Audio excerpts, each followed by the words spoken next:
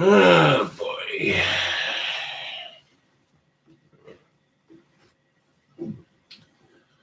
What is up, fellow YouTubers? We're live on the King Cobra JFS YouTube channel. Still trying to get monetization rights back on my channel. I haven't got monetization back on my channel just yet, but my PayPal is still active. So if you'd like to donate, you can if you want to, but you don't have to.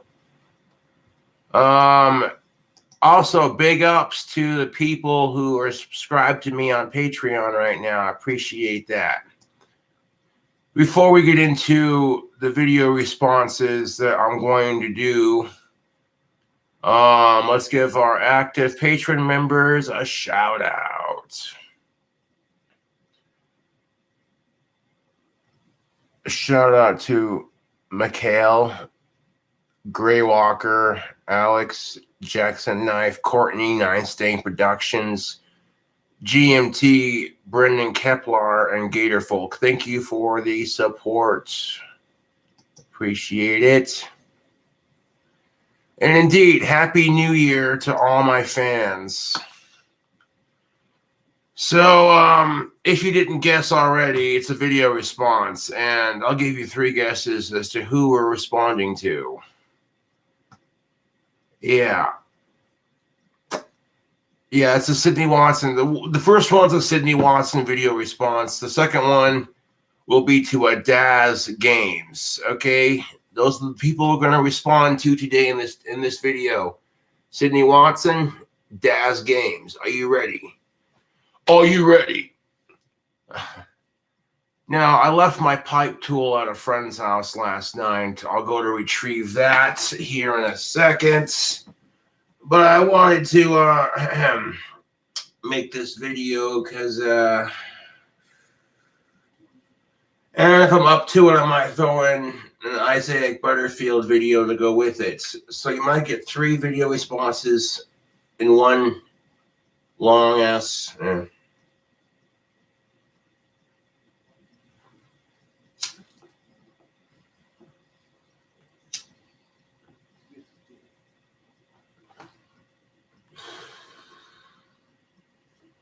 Oh, man.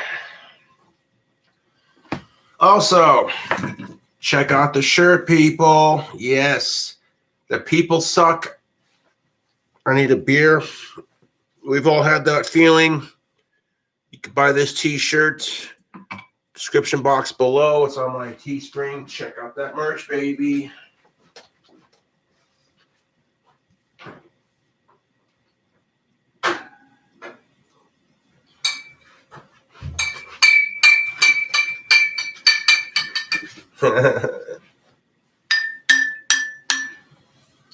We got 2 beers here. I got one that I was drinking on and then one that I haven't opened yet.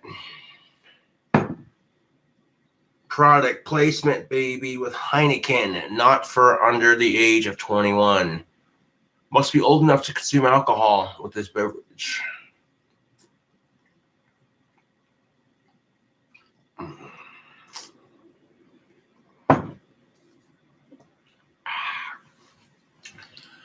Oh, that's good.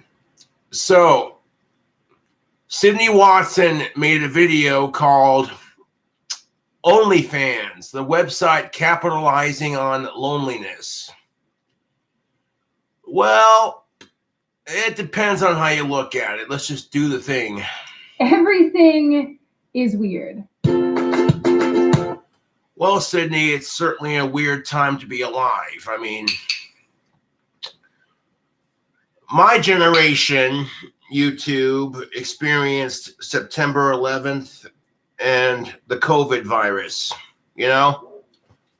These are just things that I've had to grow up with, watching the news, watching all the chaos and bullshit unfold, and I'm sick of it. You know, I'm fucking sick of it. Like, just when we find a goddamn vaccine for the original COVID-19, somehow, by some irony of fuck you, there's a man on the hill burning ants with a magnifying glass type of situation. It's like, oh shit, Now we have an even more contagious version in Colorado and an even more contagious version in the UK. I'm sick of it. Trump called the original coronavirus the China virus, which is incredibly racist. So what's next? We're going to call the one in the UK the crumpet virus? Like, get the fuck out of here.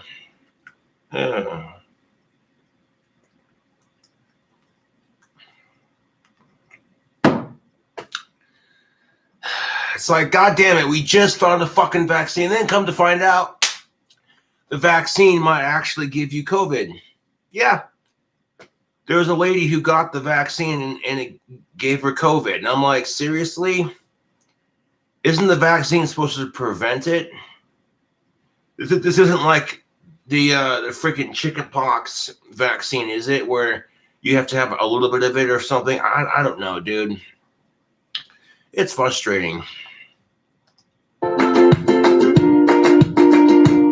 Hi, my name is Sydney. Welcome back to my channel. Oh no, Cobra's doing a Sydney Watson video response. I know how much a lot of people on my channel really hate these video responses, and quite frankly, I don't care. As per usual, before we do the thing, this video is sponsored by Surfshark. And I'm sure you're all very surprised by that. Brown Eyed Devil Club. I love it. That's funny. So when I originally started writing this video, I wanted to talk about the phenomenon of women, and especially young women, creating lewd and nude content online and getting paid for it. And well, so yes, this is Sydney Watson's newest video, OnlyFans, the website capitalizing on loneliness. Speaking of the pandemic, I'm probably not the only one going through a bit of a dry spell with the whole social distancing thing in place. A lot of folks ain't getting laid. I ain't the only one. So OnlyFans comes in handy. I mean, you want to say that women are capitalizing off of loneliness using OnlyFans, but really it's nothing new. Dating is it not? Is dating itself a capitalization on loneliness? Think about it. Because you're paying money to take your girlfriend out to eat. You might get laid, you might not. Who cares, right? I'll drink to that. More important things.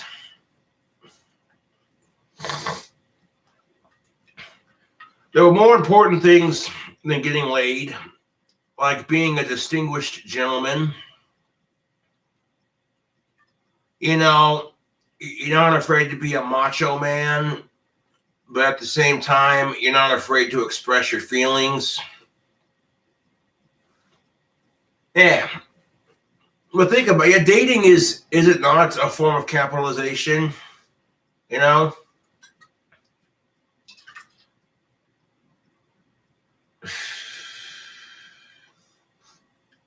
Maybe your girlfriend picks you up in her car and she's like, hey, babe, you got like $20 for gas? And you're like, sure. You know, a real man will do those things for his woman because he wants to see her happy, not because he wants some of that, you know what I'm saying?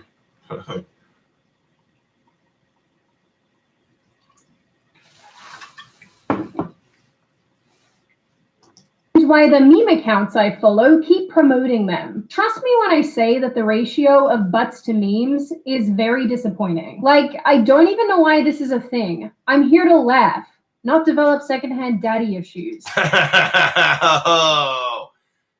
Anyway, what I found instead was the idea that OnlyFans and similar content and websites like it are driven by loneliness, not only in the male subscribers who consume this. Now, I've already watched this video and it gave me a lot to think about. So I'm like, let's grab a couple of Heinekens and let's do a video response. Yeah. I had another one in my pocket, but it fell out. And I was like, oh. Instead of freaking out about it, though, I was like, you know what? There's no sense in crying over spilt beer. If anything, I still got this one and this one left, so silver lining, I guess. Content, but in the female models, for lack of a better term, who create it. And I think that's significantly more interesting, and I dare say more important, than memes and butts. Stop doing this. Stop doing what? Okay, so now Sydney Watson is looking at this hot chick in a pink bikini, and she's like, just stop doing this. Honestly, if this were coming from a dude, you know what people would have said? What are you, gay? These are just chicks in bikinis, man. Calm down. Or the chick says it, and you can sit there and say they're capitalizing off of loneliness, but to be fair,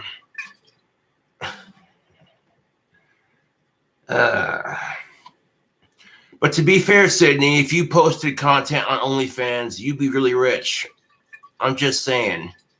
There are some women who have realized that the female form has been overly sexualized in our society. Therefore, you can make money off of said body.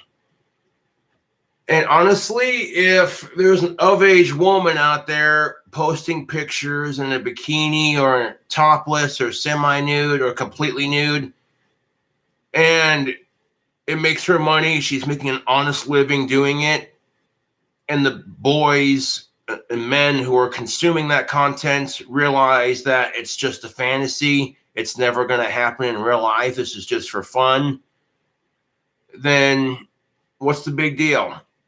Even if, for lack of a better term, these men simp over women like this, like if they, if it consumes their life to the point where it's unhealthy, and that's all they do is OnlyFans and, whatever else.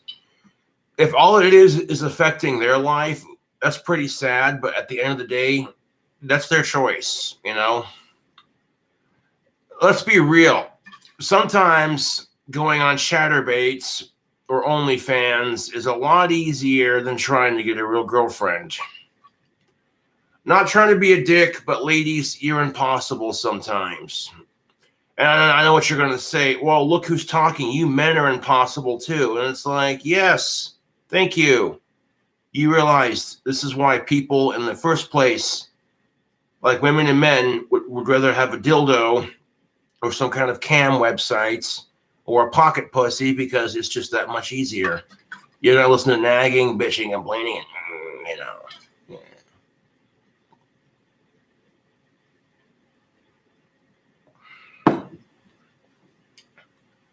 On a side note, who's this chick in the pink bikini? God damn.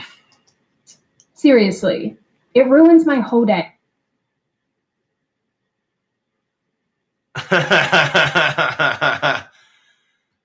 Okay, come on. That meme was funny.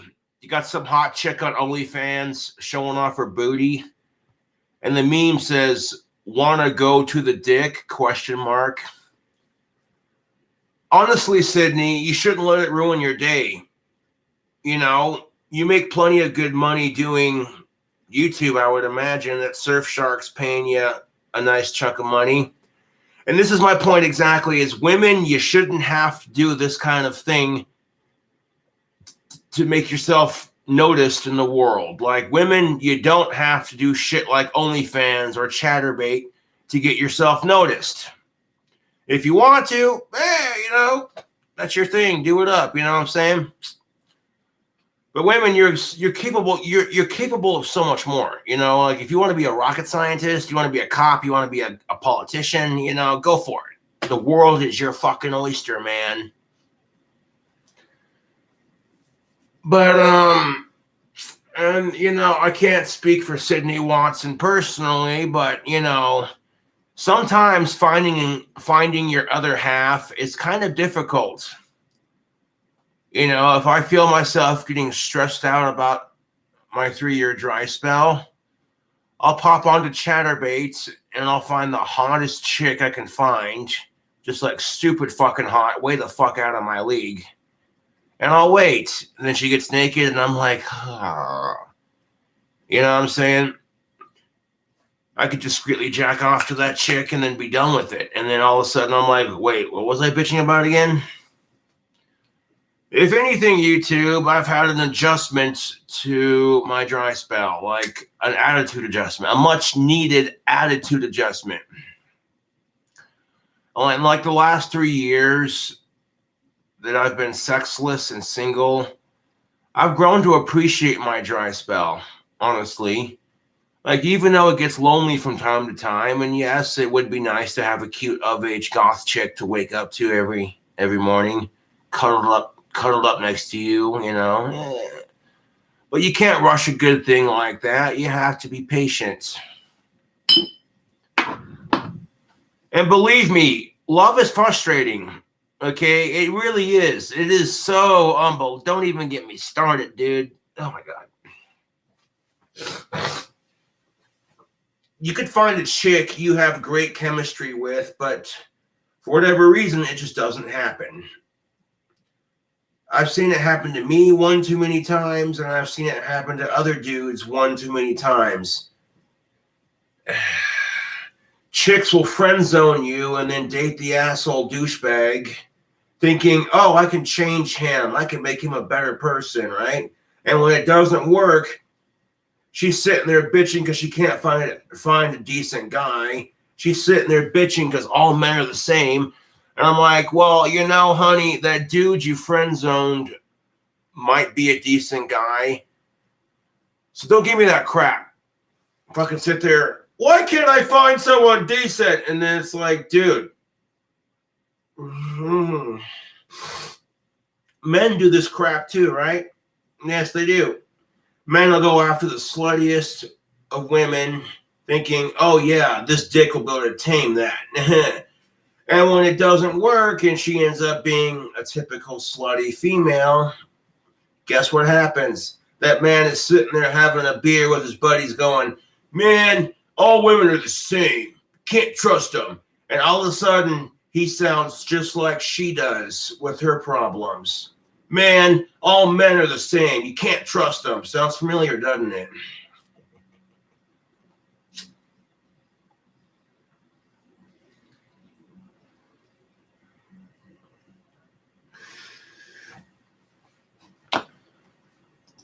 Platforms like OnlyFans, where subscribers pay a monthly fee to see content from specific creators, mostly nude and lewd content, have exploded in popularity this year especially. I guess that's what happens when 2020 society becomes a bag of dick. While accurate data is... Here's the thing of it. You don't have to, like, if you want to see naked chicks on the internet, you don't got to pay for that shit. You know what I'm saying? You really don't. But the reason why you do is because it makes it feel more personal. Let's see.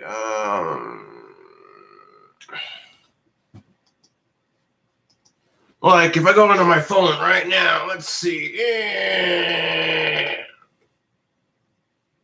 Go to Google. Let's see.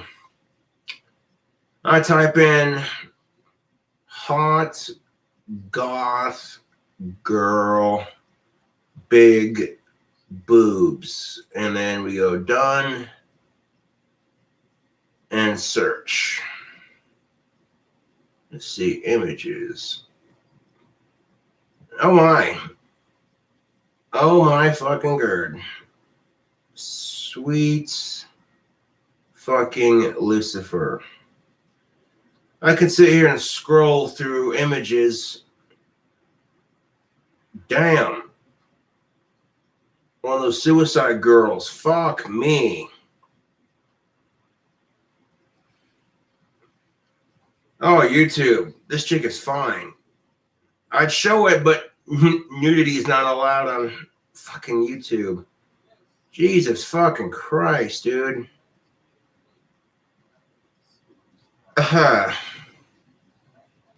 Fuck me.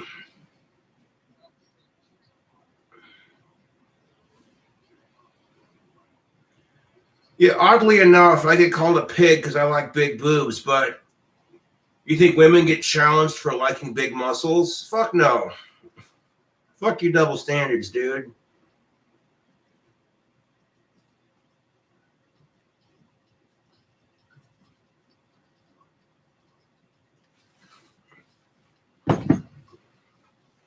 You know, and it pisses me off because women are slut shamed for showing off their bodies while men are pretty much encouraged.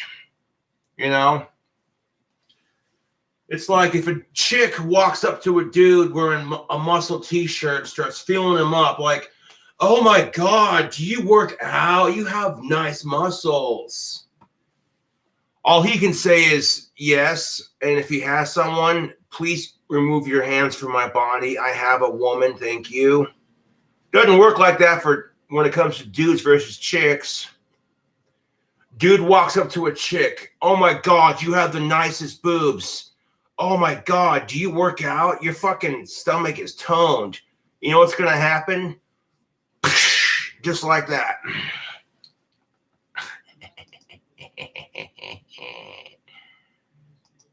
Difficult to find. Fucking dude walks up to a chick. Oh my God, you have the nicest butt. Do you do squats? Fucking gives her a squeeze.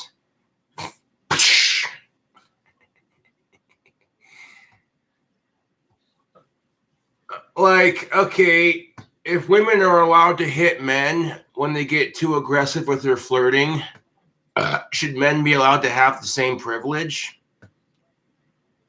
I'm just asking a question. This is gender equality we're talking about. We're talking about gender equality here. No, but in our fucking society, it's like if men get flirted with, we're supposed to just take it. Regardless if the chick is our type or not, you know? Some fat dude walks up to a chick and he's giving her major Ted Bundy vibes. She could reject him for being creepy and fat and disgusting and not her type, and nobody says shit. No one says, oh, honey, he could be a really sweet guy. You're just body shaming. It doesn't work like that for guys. Right? But some fat bitch walks up to a dude and she's being too aggressive with her flirting. The dude's not into it. The chick's giving off creepy ex-girlfriend vibes, and lo and behold, he rejects her because she's too fat and a little bit creepy and just, and every girl comes to her defense. How dare you? You're a body-shaming piece of shit. All you men are the same. It's like, how dare me? How dare you? You know what the problem with the body fucking positivity movement is? Men are not allowed to join it. It's the truth, dude. Men are not allowed to join the body positive movement. That's only because women will say, well, us women are put to a higher beauty standard than you men. While women are put to a higher beauty standard than men, that's no excuse. Body positivity should be something that both sexes should have, because guys feel the same way, dude. You think chicks are the only ones? You know? Get out of here with that. Yeah, oddly enough, if a dude is rejected because he's not muscly enough, he gets told, well, maybe you should work out, you fat ass, right? But if a chick gets rejected because she's not in shape or whatever, everyone looks at the person rejecting her and says, you're a body-shaming piece of shit. I'm like, wait, just 5 minutes ago, when that dude got rejected because he had a beer gut and no muscles, you told him to quit being a fat ass and lose some weight, go to the gym and work out. But you say that crap to a chick and, oh God, you'll never hear the end of it. In relation to this, an article from April of this year said that OnlyFans had a 75% increase in signups, with more than 170,000 new users each day, with another website suggesting that it now has well over 100 million registered users, 97 million of which are only consuming content. Similar websites such as Patreon have also experienced rapid growth this year, as many people have found themselves out of work. But we've seen not safe for work content all over social media before, on Instagram, Twitter, Snapchat, and so on. And it's very clear that there is quite a big market for it. I'm not gonna lie, I could do with seeing a lot less of it on Twitter. That is a place exclusively for political pylons. I don't want to see your no-no square. But what's fun? You know, Twitter is for whatever you want to post. You know, and Twitter's not the only one, Sydney. Like, I am friends with a lot of hot chicks on Facebook.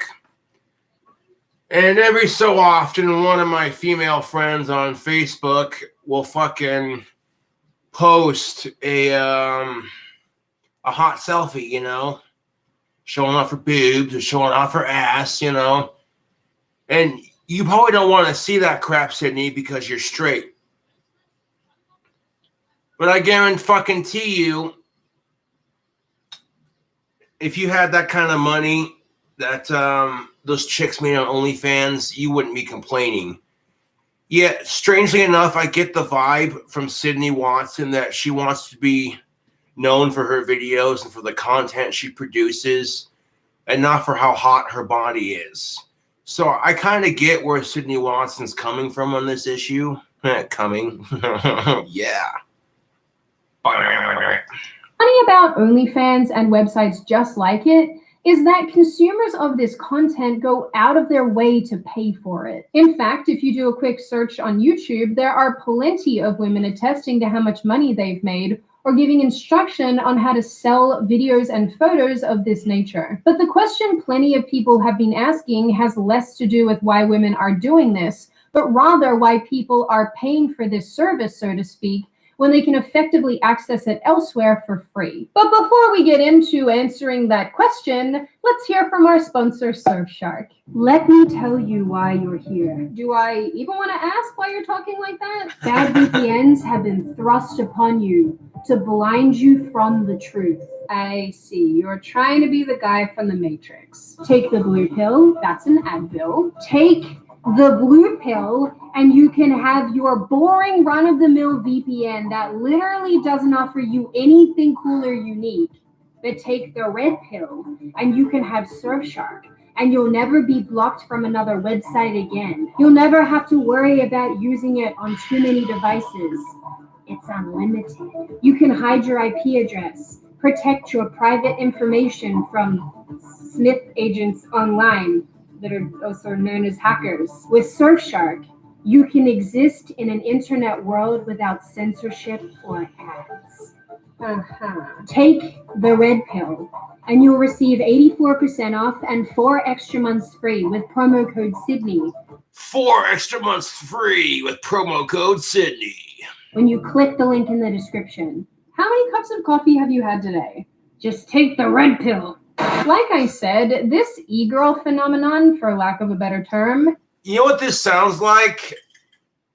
Because I made this argument on my channel before. If a dude rejects a chick because, quote unquote, she's not his type, he gets male shamed for it. You're such a typical male. But then turn around, and when it's some hot chick on OnlyFans or some hot chick on Instagram, that chick that sticks up for the uglier chick is now turning around and saying to the chick on the OnlyFans page or the chick on Instagram, you're putting way too much makeup on. Not all women are like that. You're setting a bad example for women everywhere. I'm like, wait a minute. 5 minutes ago, you were just saying that all women are created beautifully and that man's a pig for body shaming her. But then you go on Instagram and slut shame the prettiest chick on there because you're jealous. Now you're the ugly chick in that situation and nobody's sticking up for you. When it comes down to it, at the end of the day, you're a woman, it's your body, it's your rights. Okay, if you don't want to wear makeup, don't wear makeup. You want to go on OnlyFans and post content, fucking post content. You want to make money doing it? Make money doing it, man. You know what I'm saying? There are some women who argue that you shouldn't wear makeup as a woman because it's a stereotype. And then some women will argue, yeah, but it's their body, it's their rights, and therefore they have control what they do with it. So really, it just depends on the woman in question. Some women view it as empowering if you don't wear it. Some people view it as empowering if you do wear it. It's, you know, do or don't.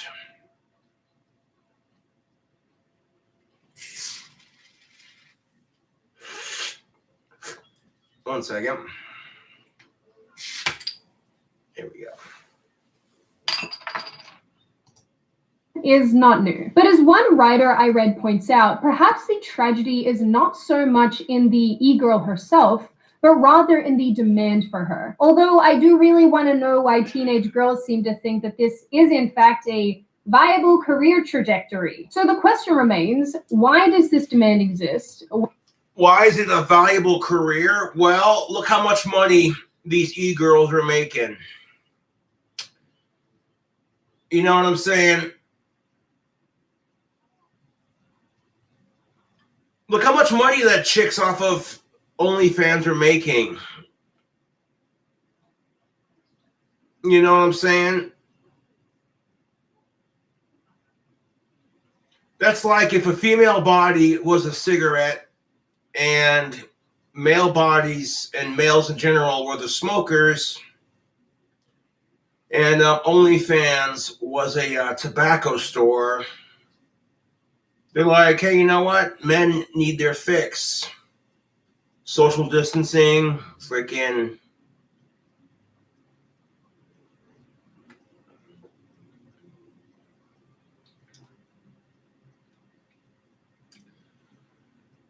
But in the last couple of years, I've seen dating become worse. In the last 3 years that I've been single, honestly, I've seen gender relations get worse. Women start to get more rights, so then society thinks that means we take men's rights away. No, it doesn't. If one side gets more rights, that doesn't mean we take the other side's rights away. That's not how it works.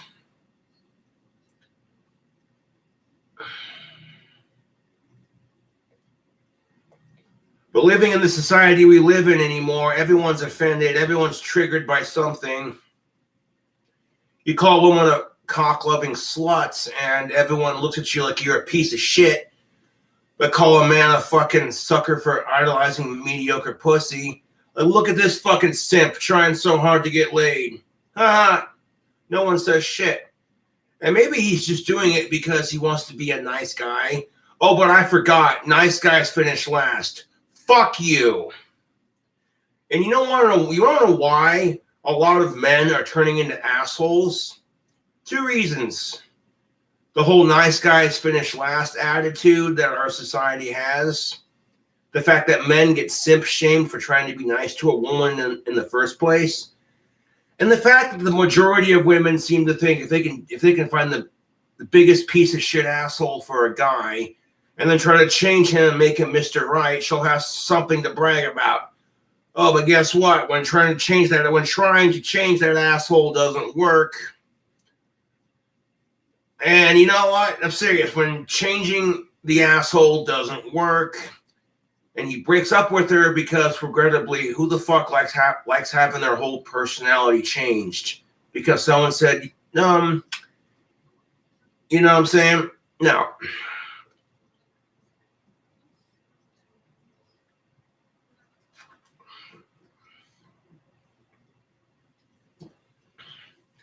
Because, regrettably, being alone sucks.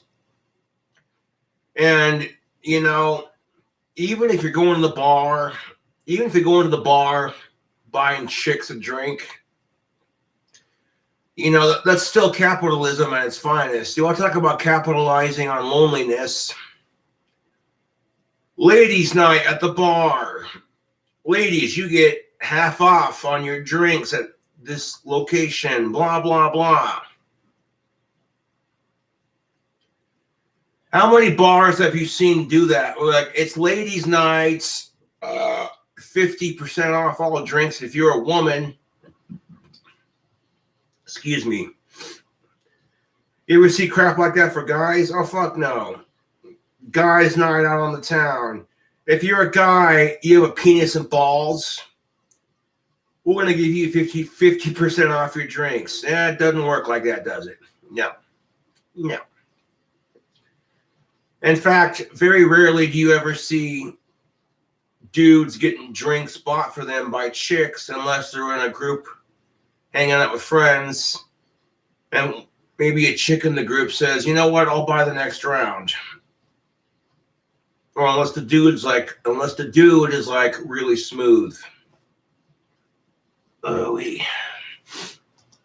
Where has it come from, and what separates it from the porn consumers of days gone by? On the surface, we can more or less understand why women do what they do. For the green, obviously. Or, in the... Yeah, because money talks, bullshit walks. case of Australia, I needed to overcome emotional eating. Oh, and that for if you're an emotional eater, overcome your issues. The rainbow. Belle Delphine, a British model. Are they models? I'm going to call them models. Who is best known for selling her bathwater, said in a recent podcast that she earned somewhere in the realm of $1 million a month on OnlyFans. Holy fuck! So Belle Delphine earns $1 million off of her OnlyFans, selling her bathwater. I mean, shit. I can't imagine why a lot of women wouldn't want to have a career on OnlyFans. I mean, fuck. What would you... $1 million? Dude, that's insane. You know what I'm saying?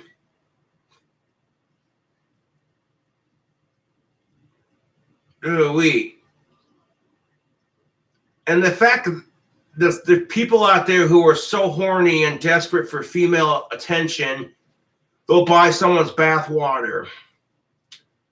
I mean, don't get me wrong, if the chick's hot enough and you're like crushing on her a little bit, yeah, I get it to an extent. But like, what would you even do with it? Would you drink it? What? Would you dump it on yourself? I don't, people are weird, man. Fuck me, $1 million? If there weren't pictures of my dick floating around the internet already, I'd be doing OnlyFans, I tell you what.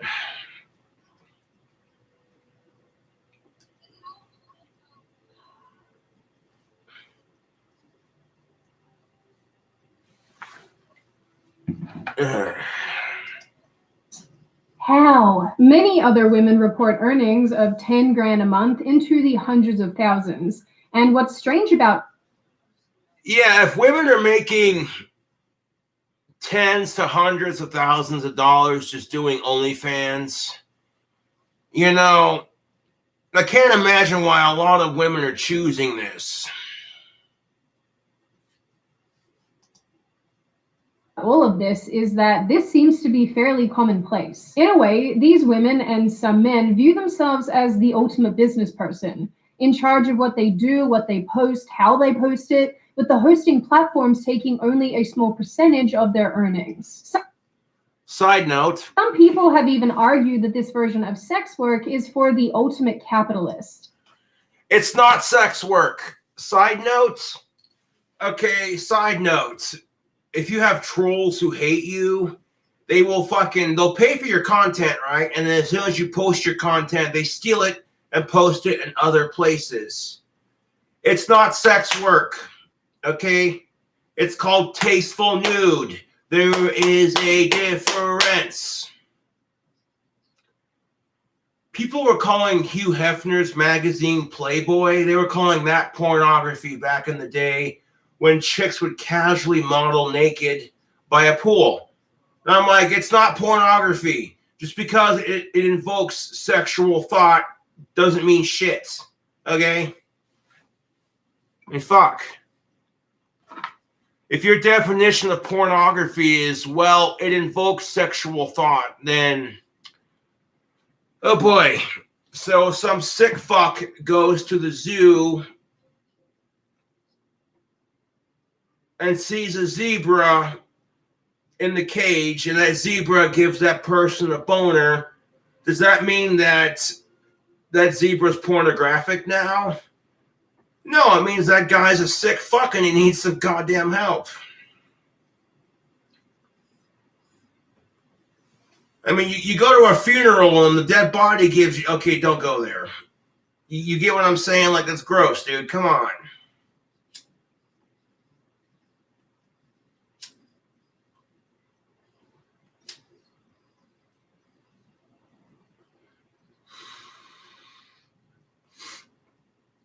People are fucking disgusting. Oh, wait. There are some people who are sexually turned on by cars. I'm like, okay, that's just weird. Y'all shoving a pocket pussy in the tailpipe and being like, oh, yeah, I'll show you a banger. Oh, yeah, take it. Oh, yeah. Four banger. Does that mean that Bugatti or whatever the fuck is porn? No, it don't. Side note, however, if you're sexually attracted to vehicles, you're fucking weird, dude. You know, I like cars. I think cars are cool, but that's a bit extreme.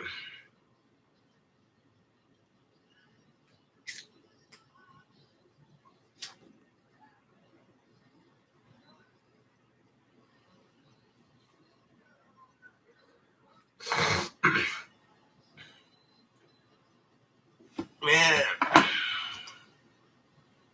And whether or not you agree or disagree with that sentiment is entirely up to you, but the money in question has to come from somewhere. The subscribers, in case that wasn't clear. A video called The Lonely Fans of OnlyFans pointed out that porn and other modes of adult entertainment can't provide meaningful human interaction. Interaction that, in today's ultra-digital, impersonal, instant gratification-esque climate, might be pushing men particularly to subscribe and pay money to creators of their choosing. Well, and here's my take on it, YouTube. If you have a dude who's been through several crappy relationships, and then the last chick he was with divorced him, and every fucking meaningful relationship that dude has had with a chick has been complete crap, to the point where he just doesn't trust the opposite sex anymore, you know? Or some chick is going through similar shit. You know, sometimes the whole e-girl, e-guy thing is just much easier than having a real relationship.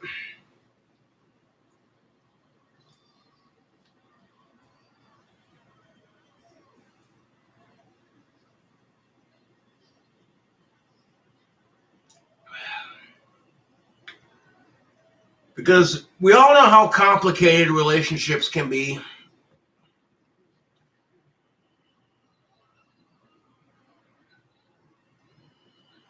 And there was a comment on this video.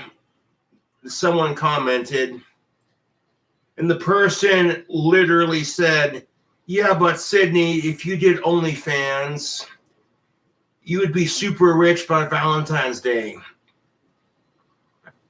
And I gave the comment a like because, yeah, you know, Sydney Watson's kind of hot. I'm not going to lie.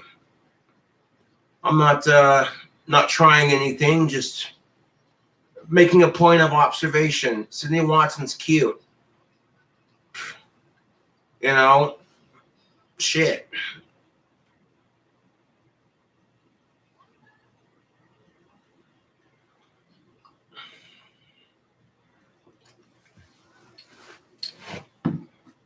That's a sexy Sheila.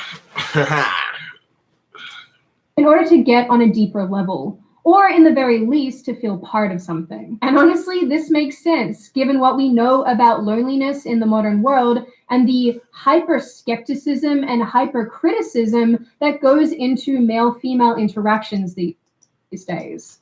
Yeah, but here's the thing of it. If you're lonely and you're depressed because you're lonely, you got two options. You know, you could sit around bitching and moaning and feeling sorry for yourself because you want to see some titties, but you can't. So what do? You know, you hop on the OnlyFans or you hop on Chatterbait and, you know, you give the female in question your time and your money. Excuse me. And honestly, that's a lot better than fucking sitting around feeling depressed about the issue, you know? You know, I'm serious. I could pop onto Chatterbait and be like, damn, that chick is way the fuck out of my league. Yes, I am so tapping my dick to that shit.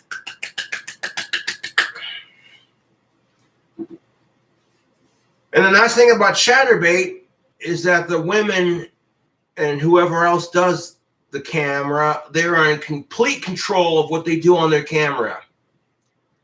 I prefer Chatterbait over conventional porn just because women on those Chatterbait channels are in control of what they do on their camera. You know what I'm saying? Which to me is more stimulating sexually. Female empowerment. Yeah. You know what I'm saying? They're not sitting there being told by some sleazy asshole, oh yeah, by the way, this dude, and this dude, this dude's gonna shove his dick up your ass. This dude's gonna fucking titty fuck you. This dude's gonna stick his cock down your mouth, and this dude's gonna fuck you in the pussy. And all these dudes are gonna come on you at the same time. And you have to make it look sexy and like you're enjoying it. And that's just, ugh, dude. Ugh, like, no. On a side note, if I don't have a girlfriend to titty fuck, why the fuck would I watch some other dude doing it? You see what I'm saying? Like that's what I don't get, man. Yeah.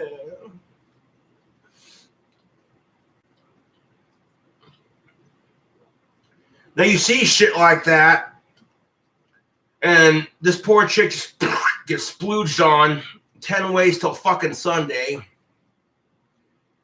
And that look in her eyes, for a split second, she goes, what am I doing with my life? And she looks disgusted by herself, but then she instantly snaps out of it and puts a fake smile on, like, hey.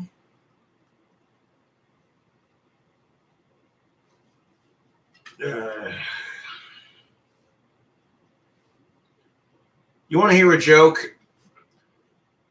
What do you call a dead body that has too many jobs? A working stiff. Anyone?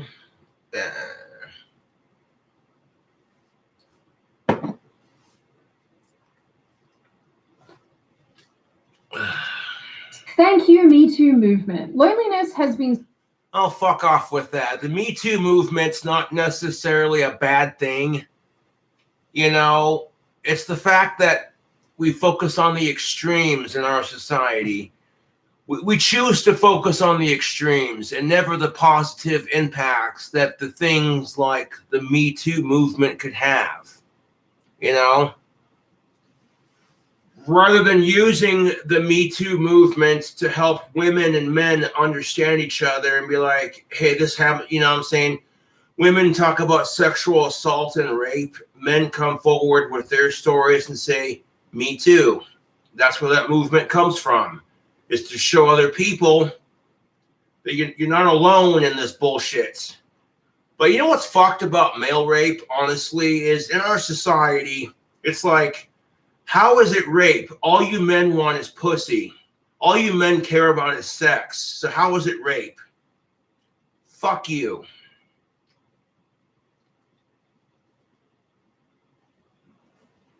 If a dude goes to the police and says a woman physically and sexually assaulted him with her pussy, he's going to get laughed at. Like, are you kidding me? No, dude, you don't even know. She was like way bigger than me, and she had muscles too, man. She held a gun to my head and forced it on me. Well, okay, wait. She was bigger than you, and she used a weapon to force it on you? Okay, now we'll take it seriously.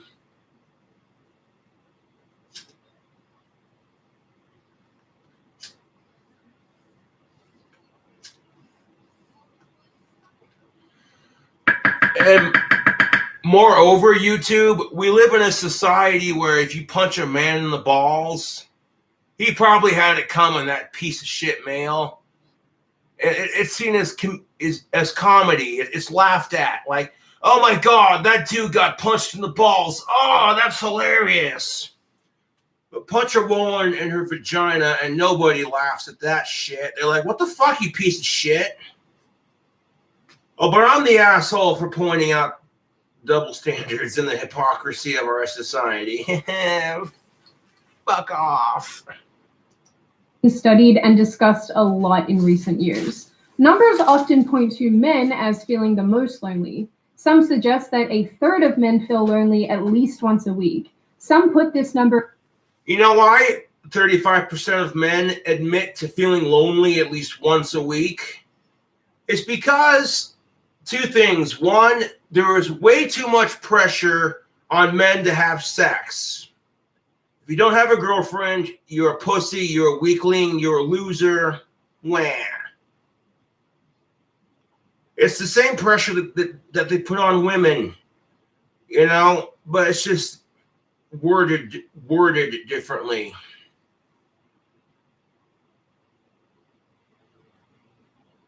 People are going to be sitting there feeling like shit because they don't have someone to fuck or cuddle with.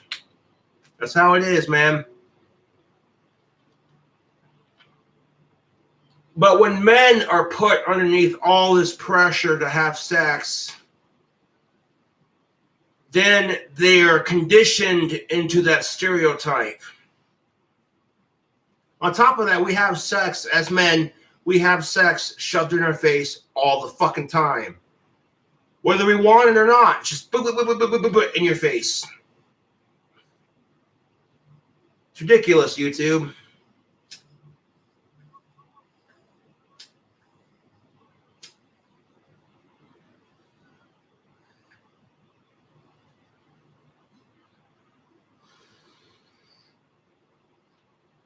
But yeah, I'll be going to a friend's house after this here video, hang out for a bit, and retrieve my pipe tool. Yeah. Or even higher. A survey released in early 2020 said that more than 3 in 5 Americans feel loneliness, left out, poorly misunderstood, or lacking companionship. Lacking companionship. Join the club. This is a 13% increase from 2018 when the survey was first conducted. Some numbers even say that this is most prevalent with men in their 20s and men over the age of 50. Not that I can say this with any sense of like definitiveness, because obviously we don't have any statistics about it, but I would argue that the people consuming and paying for this subscription-based content are people in those two age brackets. But most of us would get to this point and say, okay, so you're lonely, so go out and find someone to kiss. Okay, this is this wow. No offense, Sydney Watson, but for some of us, it's not that easy. You say, well, why do you do the chatterbait and the OnlyFans? Just go out and find someone to kiss. Sometimes it's not that easy, Sydney. Like, I'm a good-looking dude, 6 feet tall, you know. I have a lot of attractive qualities. But even for me, it's difficult. And sometimes, Sydney, it's just not as simple as, you know.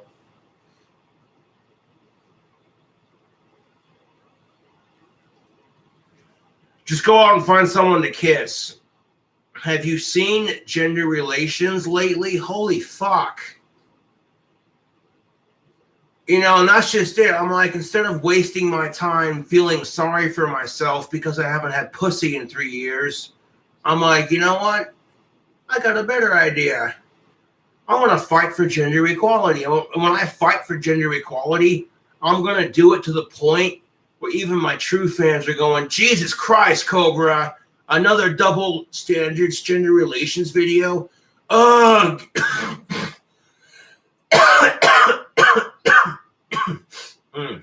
Excuse me.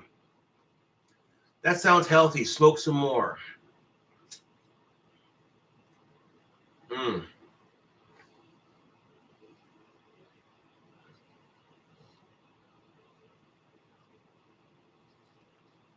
Stick that in your pipe and put that in your pipe and smoke it.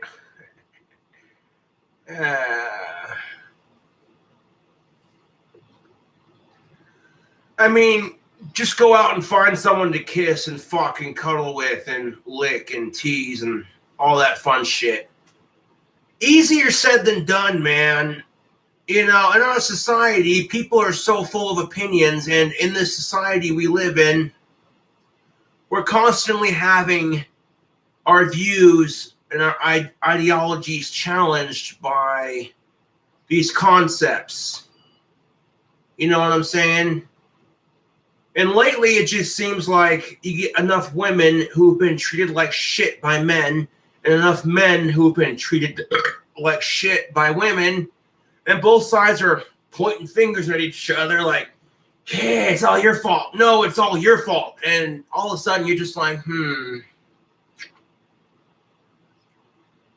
It's like, let's see, go to the bar and try to pick up on a chick and listen to her nag and bitch about how all men are the same, and clearly she's not into you, and it's just not going to happen, and you're wasting your time and money. Or, hey, you know, you pay this chick on OnlyFans a couple bucks, and she sends you a nude selfie and says, here you go, sexy. You know, but that's just it. On a side note, like, that's where the real work comes into play, you know? I compare it to the way humans are today. Back in the day, humans had to hunt for their survival. You know what I'm saying? Back in the day before the internet and before magazines like Playboy, if you wanted to see a naked chick, you had to put the work into it, man. You had to wine her, dine her, be a gentleman, treat her right, all that good shit, which is what you should do despite whether or not you want to see some titties, okay? Beside the point. These days, if you want to see a naked chick, you don't have to try that hard. You don't. So because men don't have to try that hard to see some titties, well,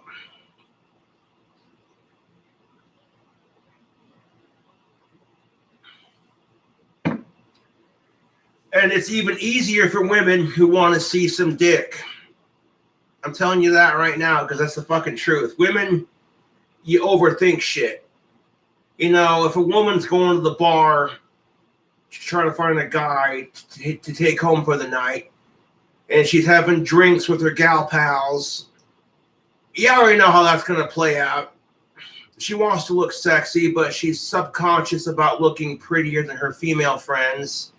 And at the same time, she has a closet full of clothes, and then she's staring at her closet full of clothes and says, and I quote, I have nothing to wear. So while she wants to look her prettiest to attract a potential mate, subconsciously she doesn't want to look pretty. She doesn't want to look prettier than her female friends because she's worried about them slut shaming her when she goes to the bathroom to check her lipstick. It's stupid.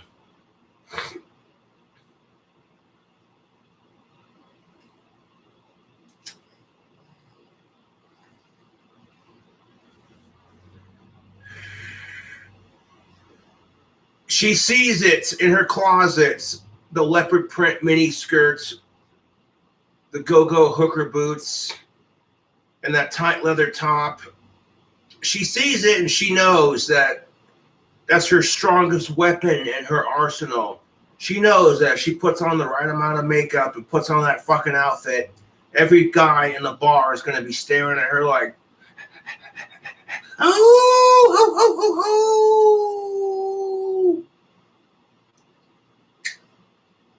But it's like she doesn't want to do it because then, you know, her friends will sit there and call her a hooker behind her back and say, oh my God, have you seen Stacy's top? That looks so fucking tacky.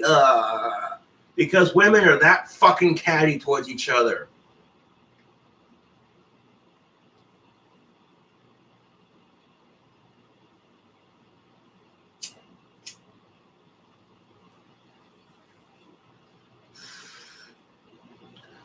This is why some women say it's just much easier being friends with dudes.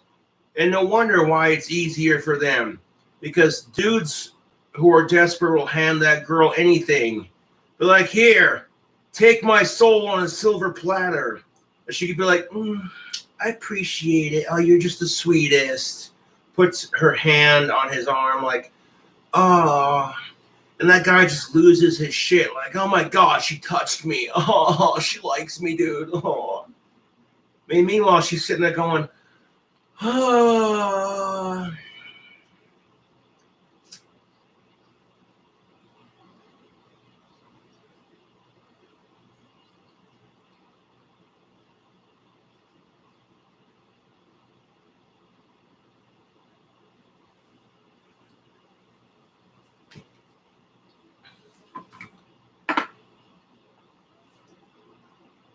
Or take home, or rub jelly into your chest hair while you sing Under the Sea. And it's a fair point, one that I have wondered about too. Why not just find a human companion or friends that you can hang out with? And there's really just no clear answer why people don't do those things. Because self-gratification versus putting in the work. Think about it. If you tell an average guy, you can see titties, but there are two ways to do it. One, you can go to the bar and put up with social double standards and women typically hating men and excessive nagging. And you can put up with the simplest thing is people do not like getting rejected. So it's like you pop on to OnlyFans or Chatterbait and you see a naked chick without rejection. That's the reason why guys do it.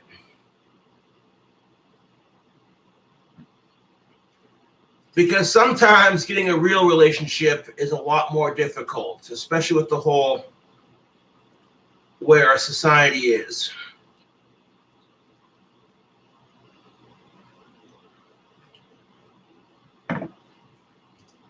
Time published an article in 2015 explaining data that said that a huge portion of people don't have any friends. They made a point of saying that adult men seem especially bad at keeping and cultivating friendships. Unsurprising. And here's the thing of it. While going on to Chatterbait or OnlyFans to see a hot naked chick masturbate, pull out a fucking dildo and start going to town on her pussy, fucking spraying the camera like she's got a spitting cobra tucked underneath her vagina. She fucking sprays that shit, right? Right? That's not as good. That's not as good as having the real thing in front of you. So while getting the real thing in front of you is a lot more work and a lot more effort and a lot more headache and emotionally and physically draining, and sometimes financially draining, the reward is so much sweeter because at the end of the day, well, a bunch of losers like me are jacking off to hot chicks on Chatterbait going, oh, I wish I had a girlfriend. Oh my God, this chick is so hot. You get to take satisfaction knowing you actually have someone. Unless, of course, you're on World of Warcraft or COD. Do people still play World of Warcraft? I don't know. What's really interesting is that apparently loneliness is contagious. Some research reports... Wait, loneliness is contagious? Yeah. It's not just loneliness, too. I feel like as human beings, emotions are contagious. You know what I'm saying? If you're in a bad mood and you're pissed off and you're angry and you're grumpy and you got that one friend that just makes you laugh your ass off, you know? You got that one friend where you could be in a bad mood and then your other friend says something and that person starts laughing and then you start laughing and then that laughter is just contagious. You know what I'm saying? I don't think loneliness is the only contagious emotion. I think emotions in general are contagious. Well, think about it. You could be a really happy-go-lucky person, but you get around your friend who's always depressed. They're always upset. They're always miserable about something. And then after about 2 hours of hanging out with them, you start feeling like shit. You're like, ugh. You ever find yourself saying this, and I quote, I like hanging out with that person, but god damn it, they are such a fucking downer. It's depressing as shit. And that's exactly my point. That people are more likely to be lonely if someone they're directly connected to is lonely. People who aren't lonely tend to become lonelier if they're around people who are. So to recap, people have no friends and then feel lonely, and then make other people feel lonely, so they also have no friends. How on earth did we survive this long as a species? I'll drink to that, Sydney. I will drink to that. How the fuck did we survive this long as a species?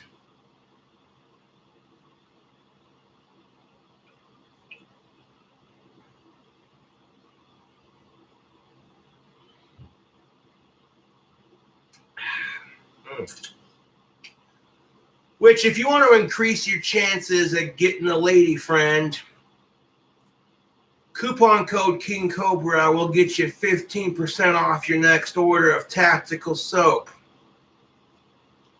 And I don't have to get laid to know that tactical soap works. When I wear tactical soap, women around me act differently. It's crazy, dude. It's like some kind of black magic. Yeah. You know what I'm saying? I love wearing Bond tactical soap. It smells amazing. And I've noticed that women around me act very differently when I wear it. Comments like, God damn it, Josh, you're wearing your Bond soap. Or, Jesus, you smell good. Yeah. Now, I have Asperger's, so sometimes talking to women is not my strongest suit. But when I put on tactical soap, it's like having a wingman on my skin. Throwing that God of War pheromone beard oil, and I'm fucking set. That God of War pheromone beard oil will leave your beard, mustache, goatee softer than silk. It's a proven fact that women love things that smell good and that are soft. You want your beard to smell good, you want it to be soft for your lady friend, you already know what's up. Now, by visiting the affiliate link in the description box of all my videos, the GrondikeSoapCompany.com affiliate link below, and then you use coupon code King Cobra, you'll get 15% off your next order. Start smelling like a man. Yeah, smell like a man. You know what I'm saying? Tactical soap is all natural ingredients. Yes, sir. Yes, sir. Tactical soap smells amazing, in my opinion. First time I wore it, I went to the Ozzy Osbourne concert in Denver, Colorado, before he had to cancel his last 4 tours, and then the pandemic hit and all that bullshit. And that was the first time I wore it. Like, I went to the Ozzy Osbourne concert in Denver, Colorado, and it was at the Pepsi Center right next to this giant ass clock tower. And every chick I walked by when I first started wearing it, it was instant reaction. I'm like, where was this soap when I was in high school? God damn it. Ooh-wee. You too. If you're a lady, you got yourself a man, and you want your man to smell sexier than he's ever smelled, Tactical Soap's got you covered. Hey, look, all is fair in love and war. All is fair in love and war. So gain the tactical advantage with Tactical Soap. For years, women have been able to seduce men. Women have been able to seduce men by simply just showing up. You know, tight red dresses, Victoria's Secret push-up bras, makeup, perfume, etc. So now us men have a little something to even the playing field out. You know what I'm saying? I'm telling you right now, you want to seduce the ladies, you put on a nice suit, You rock some tactical soap. Ooh-wee. Yep. Seriously. But here's where things get a bit weird and circular. The internet makes people feel less lonely while also making them feel more lonely. That is so goddamn true, it hurts, Sydney. The internet can make you feel less lonely because you're interacting with people online. But at the end of the fucking day, you realize that, okay, if that's the most human interaction you have is with people online. Dude. Which, to be honest, whether it's romantic or not, sometimes it's just easier having interaction with people on the internet versus, face to face. Being that we're in a society with a lot of people who have zero friends, the internet provides ample opportunity to make connections with very little effort. Take this 2003 survey of almost 300 students, for example. It found that lonely individuals use the internet and email more and were more likely to use the internet for emotional support than others. So according to a study in 2003, lonely individuals use the internet and email more and were more likely to use the internet for emotional support than others. Social behavior of lonely individuals consistently was enhanced online, and lonely individuals were more likely to report making online friends and heightened satisfaction with their online friends. The lonely were more likely to use the internet to modulate negative feelings, I guess. I get it. I've had a lot of people who reach out to me and they're just like, Cobra, your videos have made my life so much better. Like, I'll get strangers who literally YouTube, they message me. I don't even know these people, man. But my videos are making a difference to some degree. They're helping people with a lot of shit. So, hey, that's cool, In fact, this one dude who lived in my old apartment, okay, he saw me walking into the building at my old apartment, and he was like, I got a female friend here in town who watches your videos, and they make her feel better. So thanks for that. I'm like, yeah, man, no problem.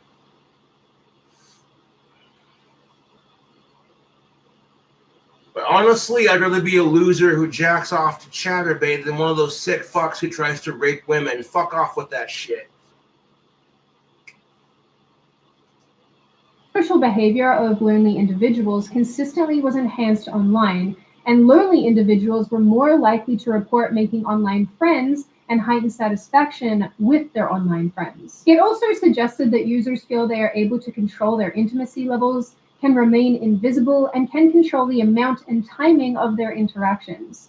In addition to that, the lack of face-to-face communication may help in decreasing self-consciousness and social anxiety. Ironically, but probably not all that surprisingly, this is short-lived, with some research ultimately summarizing that online interactions are not an effective substitute for real-life relationships. No, they really aren't. Online relationships are not a substitute for real friendships. That is 100% true. Describing internet addiction, for example, and loneliness as a vicious cycle. You don't say. So what does all of this? Internet addiction and loneliness being a vicious cycle, it can be, dude. It can be. You're lonely, you want some pussy, you want some friendship, you want some companionship, something, And you can't get it very easily in the real world, so you find it on the internet, and all of a sudden you realize that getting companionship on the internet is so much easier than trying to find it in the real world. That's where it becomes addicting. So yeah. Yep. this mean when it comes to buying women's naked photos online? In my humble opinion, I think that what we're seeing happening is lonely men are buying pictures and videos of lonely women. In the video I referenced, Yep. Lonely men are buying naked pictures and naked videos of lonely women. I mean, sure, you could see naked women for free on the internet, but buying the content from said creator, excuse me, it makes it feel more personal. And the way these men see it, if you got to pay for a date anyways, if you're paying for food and condoms and whatever else, if you're paying for stuff on the dating scene, then paying for a chick to show you her tits is really not that much different. earlier, the lonely fans of OnlyFans, the creator spoke to two men who subscribe to OnlyFans accounts. Both of them answered questions about why they have those subscriptions. They answered that they have them for a sense of social interaction and communication, if you will. It actually wasn't more for the porn, it's more for just the connection, because I was dealing with a lot of loneliness because a lot of my friends had left high school and stuff, and I had no one to talk to, and that's why I started using it. Which ultimately leads one of the men interviewed to attest to the fact that this is effectively monetizing loneliness. I think we're monetizing loneliness, actually. Because a lot of people who buy these, they're lonely people, and then people are taking advantage of that. One article I found about You could say taking advantage. It really depends on how you look at it. this topic while researching for this video described this phenomenon as the rise of the e-girlfriend. With such a significant absence of human interaction these days, because so much of what we do is online, coupled with loneliness, lack of friendship, destruction of the family unit, the complicated and often uncomfortable interactions between men and women these days, because so much of what we do is online, coupled with loneliness, lack of friendship, destruction of the family unit, the complicated and often Alyssa Milano talks, #MeToo. How far has the movement come in the past year? Oh, geez. uncomfortable interactions between men and women. Isn't it just easier to have completely transactional, entirely controllable interactions? Paying for online That's another reason why a lot of people will use online companionship versus real companionship. It's like I said, because it's so much easier. Now, if you're taking a girl out to eat, chances are, if you're a dude, you're paying for it in some way, shape, or form. So to most dudes, they're already used to the concept of give her money and she'll make you happy. They're already used to that concept. And when people find themselves frustrated by today's society or today's social standards, etc., what have you, all of a sudden going online and being like, you know what, I want to give this chick $20. She sent me a video of herself playing with her pussy and her tits. Fucking A. You know what I'm saying? So yeah, it's easier and the gratification is instant, but it's not the same. You know what I'm saying? It's not the same, dude. You're paying for a chick on OnlyFans to show you some titties versus your actual girlfriend being like,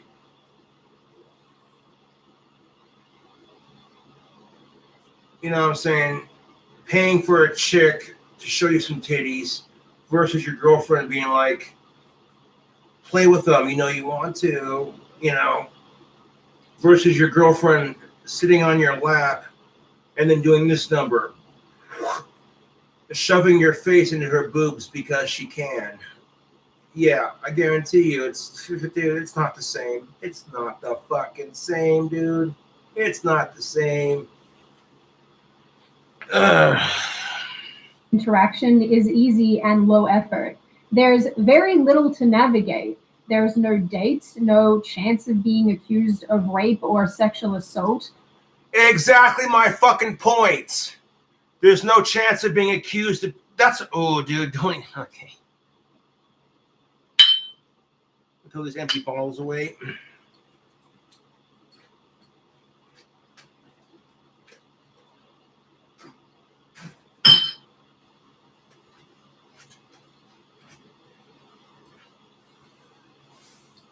This is exactly why, another reason why men would rather interact with some e-girl versus a real life woman, because these days women can accuse you of raping you when you didn't do shit. That kind of shit does fucking happen, dude, and then it is pathetic. I'm sick of it, dude. When we live in a culture where women can just say, oh my God, he raped me, blah, blah, blah. A lot of men are afraid of being accused of something they don't do. So, and then in that sense, you know, paying an e-girl to show you some titties becomes a lot easier. You're not being accused of being a pig for staring at her tits. You're not being accused of rape. You know what I'm saying?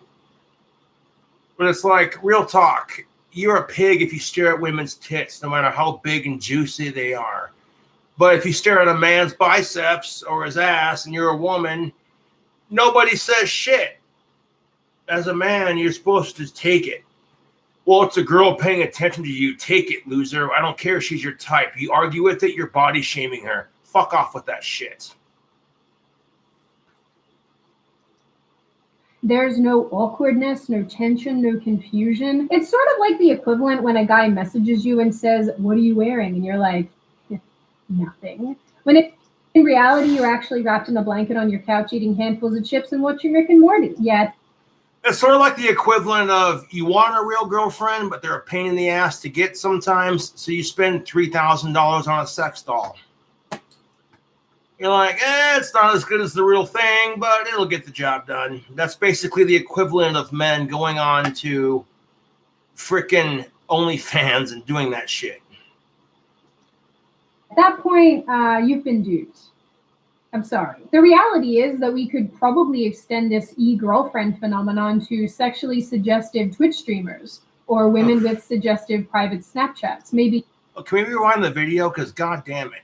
could probably extend this e-girlfriend phenomenon to sexually Cute blonde showing off her boobs, trying to chug a beer that's over foaming. Oh my god. suggestive Twitch streamers.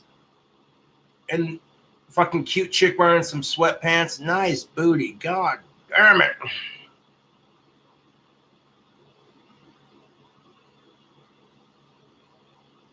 Oh my god, dude. Ridiculous.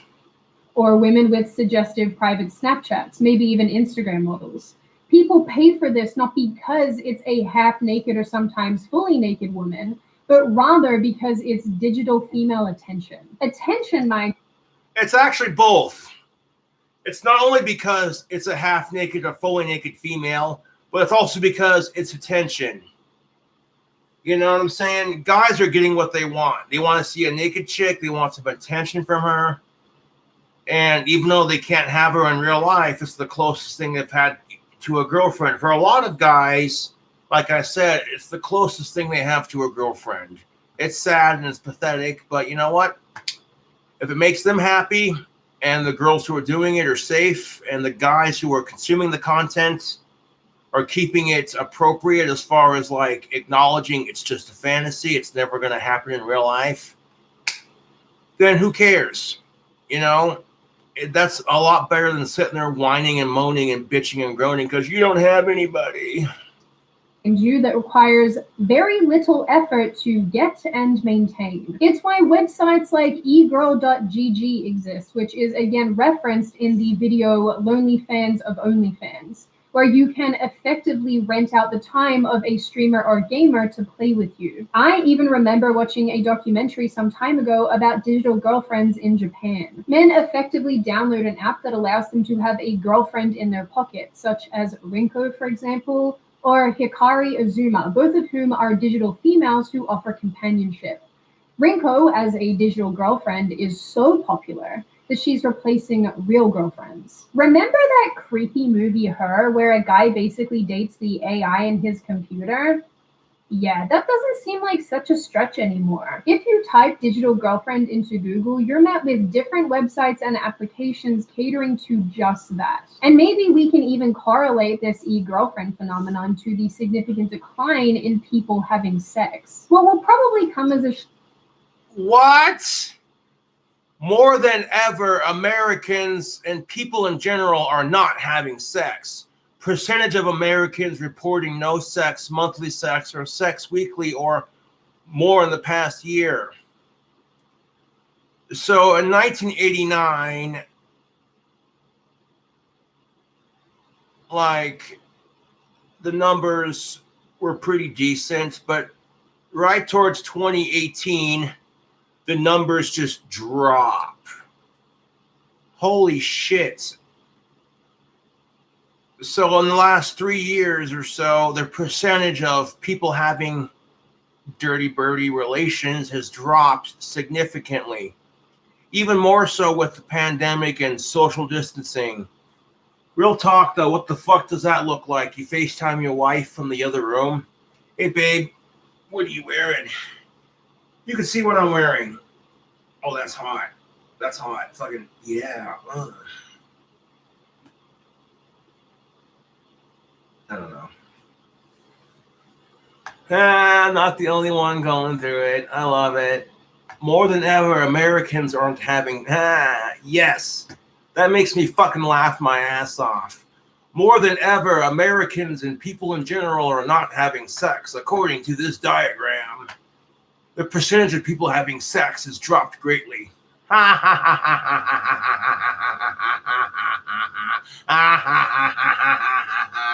Yes.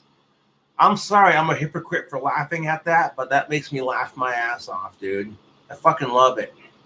All this loneliness and miserableness, people being lonely and miserable. I love it. I think it's funny. I think it's hilarious. Oh, I can't wait till Valentine's Day this year. There's going to be a lot of people not having sex, and a lot of people who are going to be single. And it's going to be funny. It's going to be fucking hilarious. Why not laugh at someone else's pain when you're the one going through the exact same pain? And really, is it a pain? Because our society puts way too much pressure on people to have sex to begin with. So really, it's just laugh at it because that's our society's fucking stereotypes. You know what I'm saying?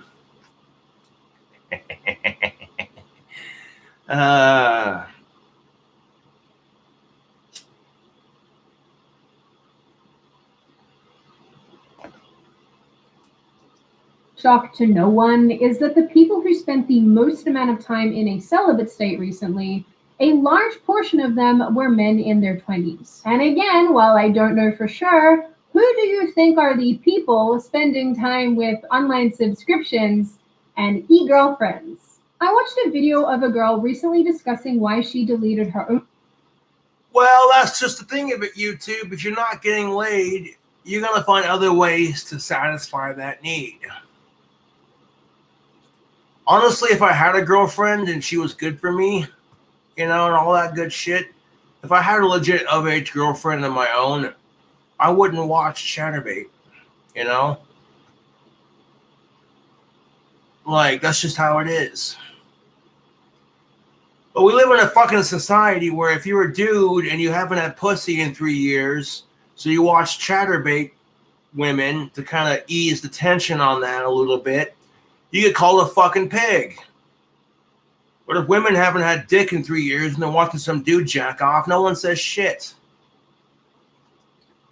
OnlyFans account, which was for a multitude of reasons, but one reason in particular stood out to me. Then it started where they would like find me on OnlyFans, and then if I didn't answer them on OnlyFans, they would reach out to me on other platforms. And there was a few situations where I feel like I was being harassed. There's this weird thing that happens. It's like they think that since they see me in a more intimate light, that we somehow have a relationship with each other, even though I have no idea who they are and this is my job. They think that even though that they paid for a photo of me, that I for some reason wanted to send it to them. People really do think that they can just talk to sex workers any type of way. Stop. First of all, you're not a sex worker, you're a model.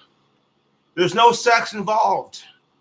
Are you fucking some other dude on camera and then having someone else pay for it? Are you fucking yourself? You know what I'm saying? Like if you were on OnlyFans fucking diddling your clit or squeezing your tits in a sexual manner, then yes, to some degree, you'd be a softcore porn sex worker. And there are guys out there who are like that, and that's just fucked. Like, just because you're paying for that chick to send you a photo doesn't mean shit. So like I said, like, if it starts crossing into that territory, that person needs help. You know, if you start thinking to yourself that person you're sending money to is supposed to date you, etc., dude, no, stop. Okay? It is a fantasy. What you're doing is helping you with a fix. That's like if a relationship were a whole goddamn cigarette, you can't get one. So OnlyFans would be like a halfie you have in your ashtray. You pull it out, you smoke it, you're like, I got the job done, but fuck, it wasn't nearly as satisfying. I've even had a few guys ask me out, which, hey, don't do that. I'm sure to some extent. Yeah, for real. Like, don't ask chicks out. If you're the kind of dude who's buying shit on OnlyFans, and then you try to ask that chick out, no, dude, stop. Okay? Just stop. Extent, people feel entitled to your time if they think they've paid for it. Some see that attention extending into the real world, and to a degree, yes, if you've paid for their services, you are entitled to their time. But that's as much time as the model wants to give, okay? You paid for her nudes, she gave you nudes. That's the extent of it. I think it's very different to liking someone's content because you like what they have to say, like you and I might do with YouTubers that we follow, or liking someone's pictures on Instagram and following their account for their gym photos or their beach snaps. I think this speaks to a deeper level than those examples. Rather than those very innocuous examples, this speaks to a deeper want for risk-free attention. But let me give men a rest for a second. Because risk-free attention doesn't exist. There's always some risk with the e-girls. You run out of money. That e-girl decides she no longer wants to make content. There's always some risk involved, YouTube. Let's talk about the women. Personally, I love meme pages and other accounts that post pictures of people contradicting themselves online because it's really funny, and I'm not sorry about it. But what I've seen posted time and time again is women complaining about being single and not. So Laura Lux at Darth Lux writes, she literally cannot post a single thing without some guy sexualizing it. Laugh my fucking ass off. Not a goddamn thing. Chuck replies with, I could see you covered in flour. Yummy. And then Laura Lux replies, yes, I know. She shows tits on OnlyFans, but come on, man, it's flour. Like I said, the female form has been overly sexualized in our society to where if a woman takes a tasteful nude, covers herself in flour, people make it sexual. And, you know, it's like two things. One, you know for a fact that the female form is overly sexualized. And two, you're not going to complain when you're making $1 million off of OnlyFans, but you'll bitch when guys make it sexual. It's like, well,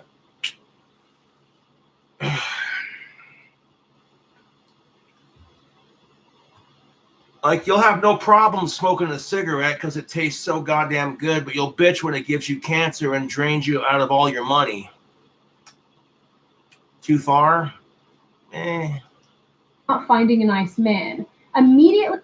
Loren writes, why is it so hard to find a decent partner in this day and age? 30 years and still haven't met my soulmates.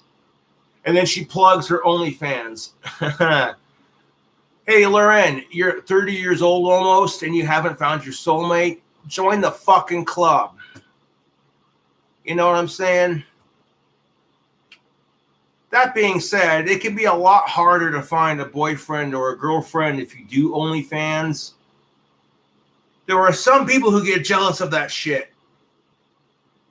Like, I don't want you showing off your titties to some other dude when you're my girlfriend, etc., etc. Which, yeah, you know. But then there were some guys who were just like, yeah, I don't care if she does OnlyFans. I'm the one that gets to tap it. I'm the one that gets to date it. I'm the one that gets to date her, fuck her, and treat her right. All these other fucking losers wish they could fuck her, but I'm the one that gets to do it. Ha! So there are some guys who don't give a shit. They're just like, hey, you know what? I'm the one fucking this chick. These guys wish they could. And, you know, whatever. It's sort of like if you were a porn actress and you come home and your husband's just like, hey, babe, want to fool around? Want to have some sex? You know? And she's like, no, I had a long, hard day at the office. Wink, wink.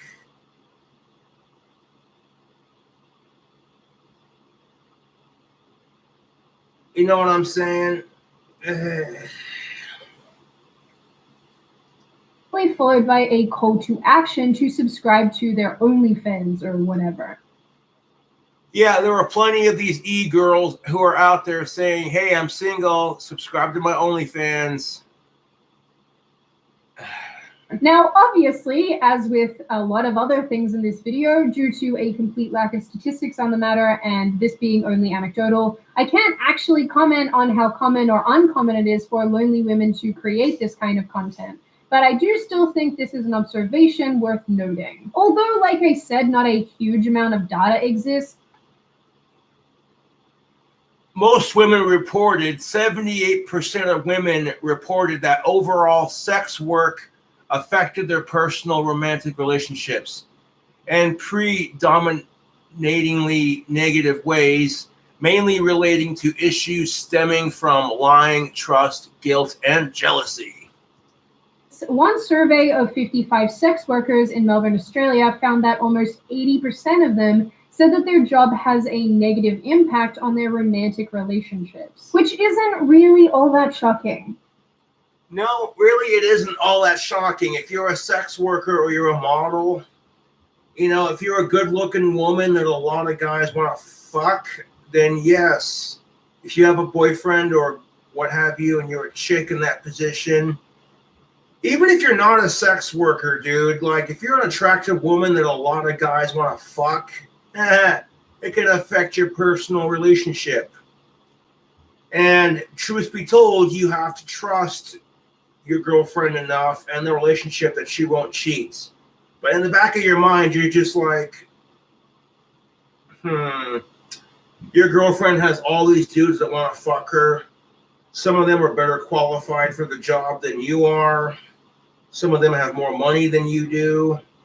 So I can definitely see how that would impact the relationship.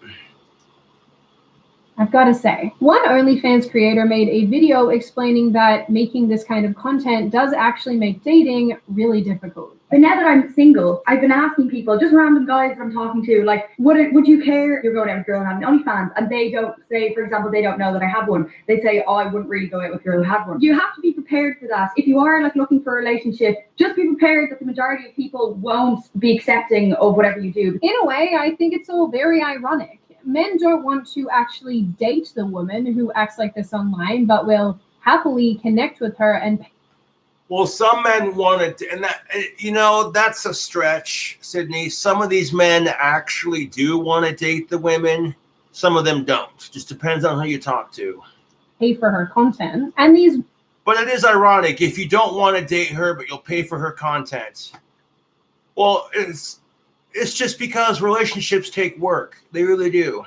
women don't want to date their subscribers, but will happily take their money, which And that's true across the board. Every woman that does OnlyFans does not want to date her subscribers, but they'll happily take their money. Yeah. leads me to think that this is exhausting and that modern society was in fact a mistake. I don't know about the rest of you, but I am tired. Now, whether it's fair or unfair, I think there is a case to be made here that it isn't just lonely men paying for interaction. Lonely women are too, but just in a different way. And where men are addicted to their e-relationships, for lack of a better term, women are addicted to the validation and the comments and the money they receive. So Yep, that's about the truth of it. It's self-gratification. Women become addicted to the attention they get. And this is why women show off their bodies on social media in general. You know, like you see some chick who posts a selfie on Facebook. She's showing off her tits. She put on a little bit of makeup. And she'll comment something like, I'm ugly. And then the photo she posts, she's smoking hot in the photo.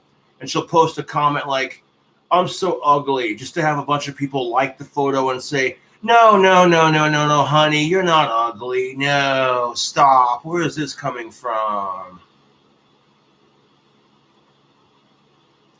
Social media websites like Facebook and Instagram are designed to be as addictive as possible.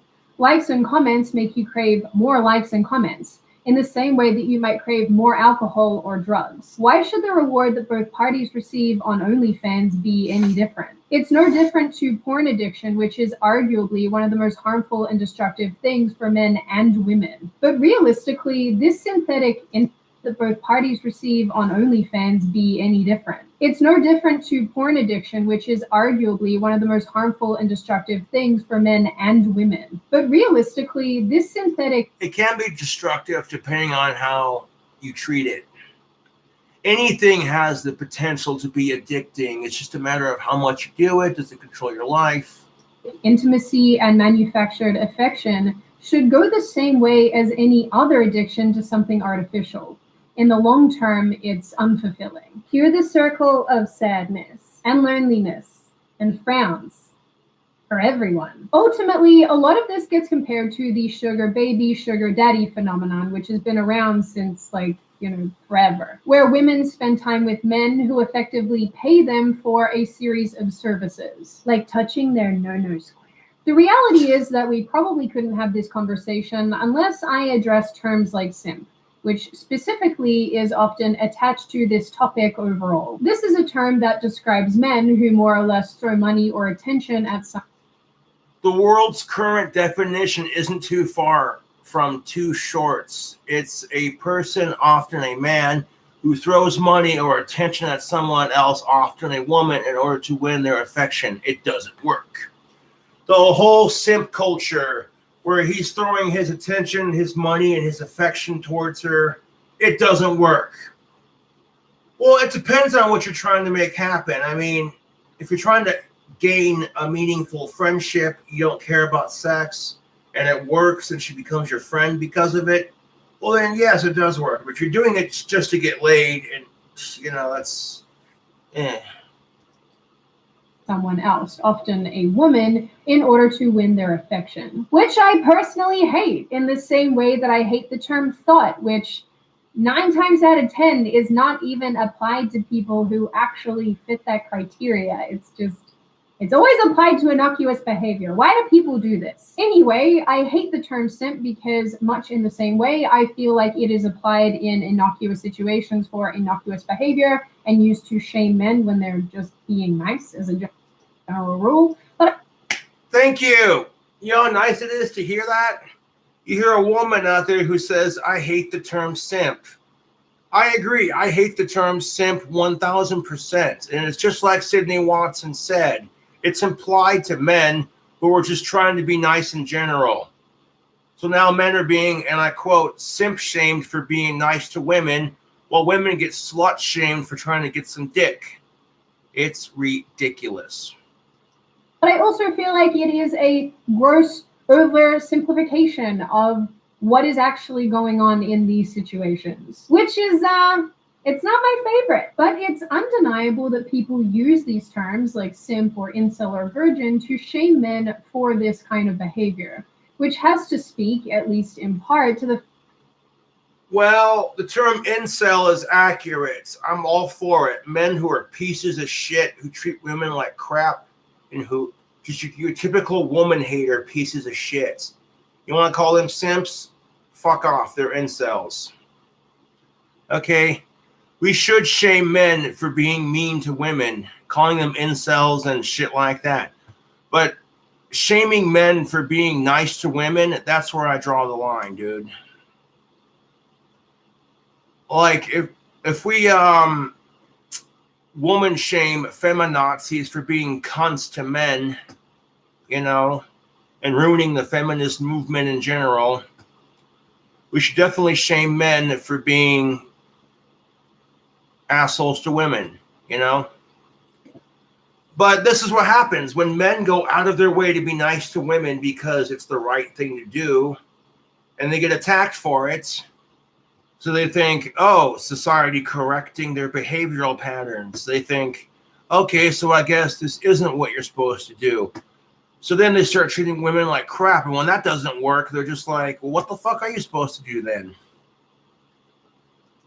The fact that people are aware that we have effectively digitalized and monetized affection.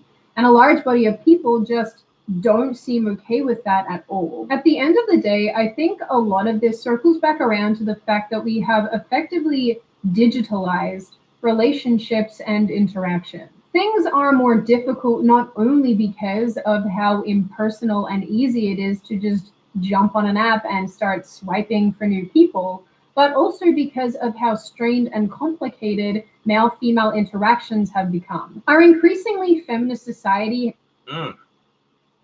Damn it. Damn it, Sydney. You got some cute chicks in this video. This chick right here's got some really pretty green eyes. Fuck me. Has also decided that selling images online is empowering, but often fails to mention the future ramifications of these actions. It's empowering because the woman is saying, this is my body, I'll do what the fuck I want with it. She's choosing to. She's not having some asshole tell her to. There's a difference. But to a degree, when women are thinking to themselves, golly gee willikers, how am I going to make some fucking money? And then they see a chick like, what's her face, making $1 million, Daphne Bell, or whatever her name is, making millions of dollars selling naked photos of themselves. They think, well, shit, I can do that. The internet is forever, as they say. And as women take to these websites because of how easy it is to make money, and more men continue to subscribe and consume, the gap between meaningful interactions gets bigger and bigger. And regrettably, loneliness prevails. Which brings us to one certain. And more men continue to subscribe and consume, the gap between meaningful interactions gets bigger and bigger. And regrettably, loneliness prevails. Which brings us to one circular situation. That can't happen. The more that men subscribe to things like Chatterbait and OnlyFans, the more loneliness prevails to some degree. And like I've said, sometimes it's just fucking easier jacking off to a hot chick on the internet and then being like, well, I had my fun. There you go. It's less complicated. There's less emotional bullshits. And that's because, regrettably, people suck. It makes dating unpleasant for a lot of people. You got the assholes on the women's side and the assholes on the men's side, ruining it for all the nice people in the middle.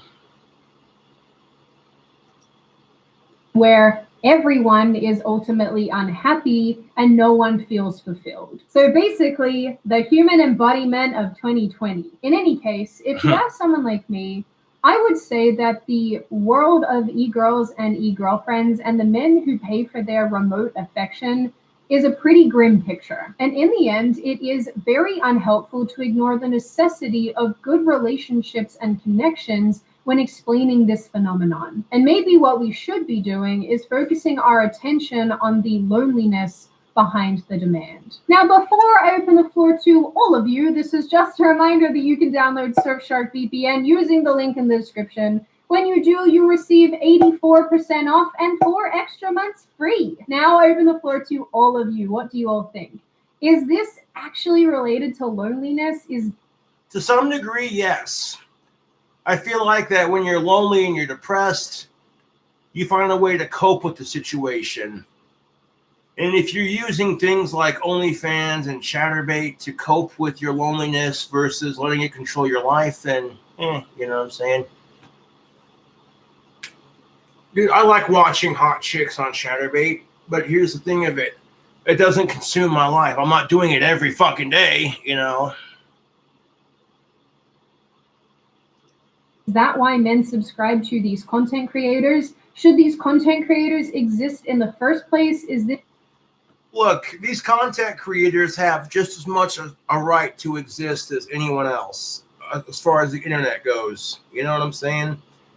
And if you're one of those women who's attacking these content creators, part of me thinks you're jealous because you don't have the boobs to fucking pull that shit. Instead of saying the balls, see what I did there? Because women don't have balls. Okay, stop. No, but part of me thinks it's like, okay, either you choose not to, so you're going to slut shame everyone else who does do it. It's like, okay, not every woman has the same career. If a woman's successful selling naked pictures of herself on the internet, sure, more power to her, you know? If there's a woman who's successful because she's a rocket scientist, fuck yeah, that's just fine too. You know what I'm saying? Yeah. this symptomatic of a greater, broader set of issues? It can be. The bigger issue is that dating and people suck, and sometimes instant gratification and instant companionship through the internet is just easier. What do you generally make of this issue overall? What do I generally make of this issue, Sydney? Well, like I said, you know, as long as the content consumer doesn't cross that line into borderline creepy stalker, etc., then hey, cool.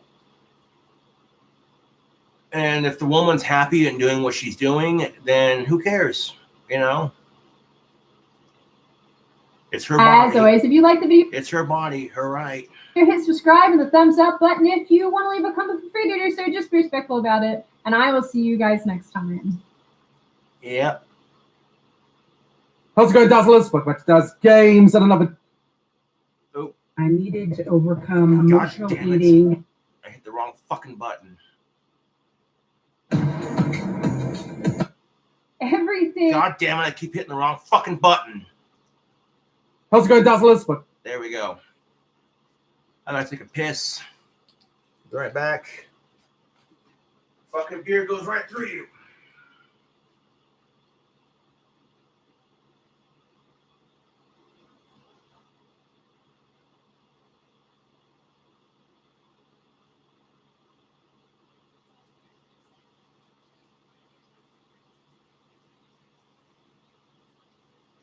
Trolls get pissed off. Yes, they can.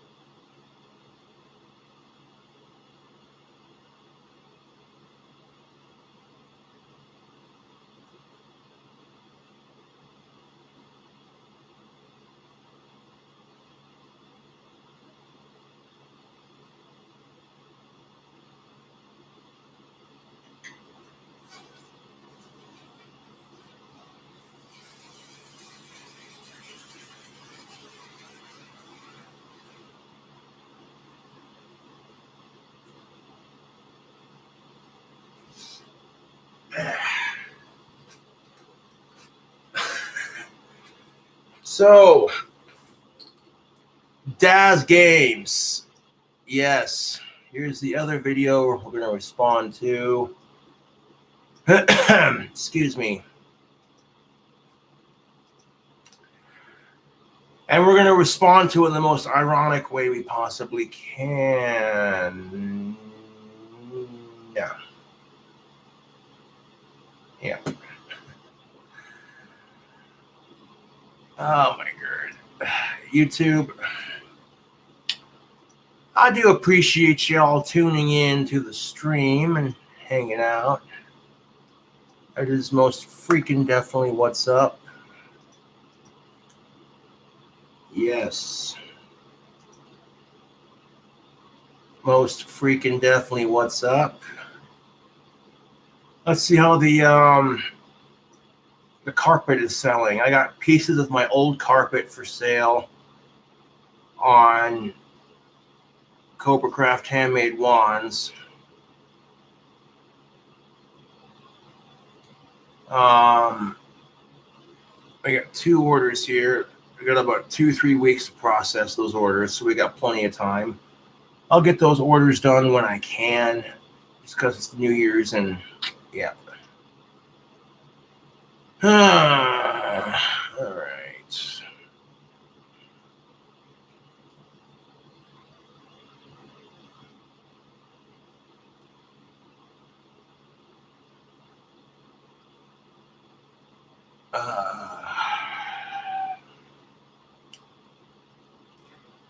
Welcome back to Daz Games. As the video says, Daz watches. Oh boy. Welcome back to Daz Games and another Daz Watches. Sorry, the videos have been far.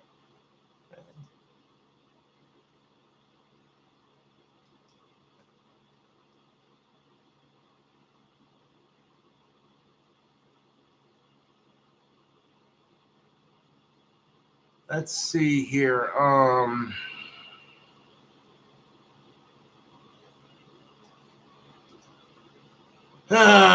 Jeez. Oh, man, I gotta squeeze a. Son of a bitch.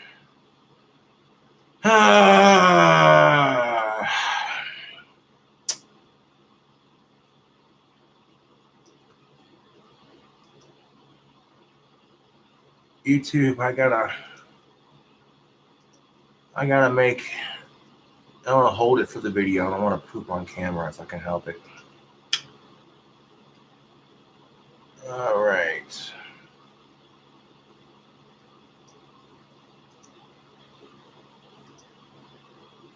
Can we go with this one? And... Nope. So there was this.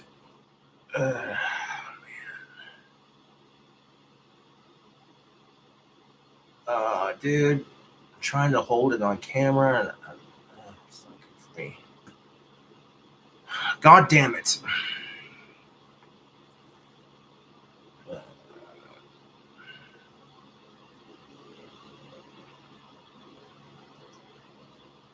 Fucking ridiculous.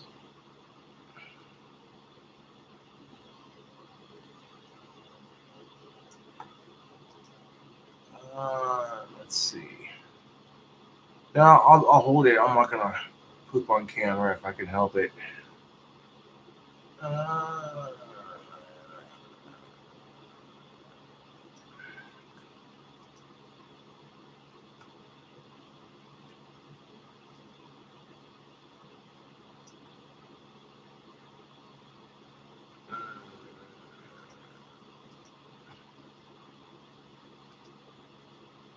It's not giving me the option to add. That's all right.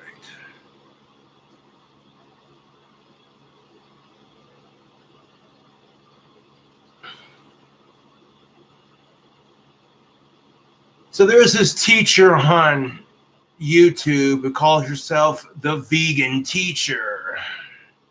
Jeez. Oh my God, dude. The vegan teacher. You've all heard of this vegan teacher. She makes these cringy TikTok videos about being vegan.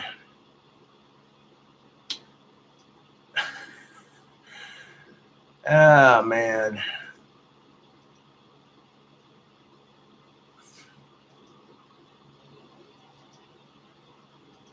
And she is just the freaking worst, dude.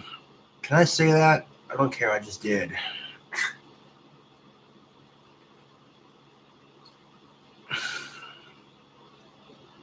Like she is, dude. She's super annoying. You know, like you want to be vegan, that's your choice, right? But don't fucking sit there and shove it in our fucking faces. Like this is the problem. I've talked about the vegan teacher on my channel before. Okay. She's this super annoying older lady who's like super Christian about how she shoves being vegan in everyone's fucking faces. You know what I'm saying? Oh, dude, I gotta poop. I don't want to do it on camera, but I can't hold it. God damn it.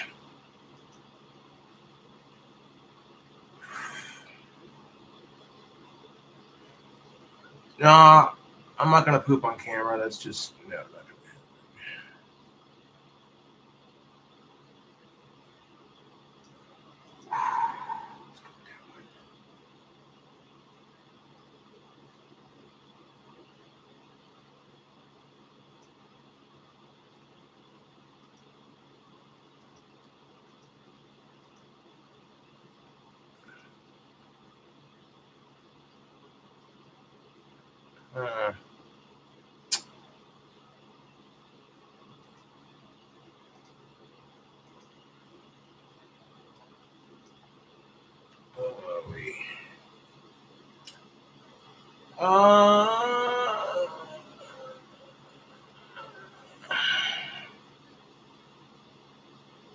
Let's see.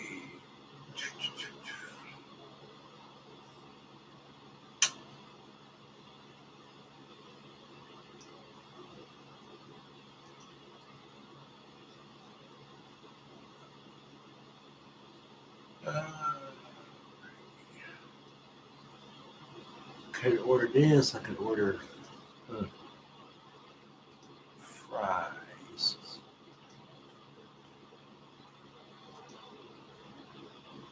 And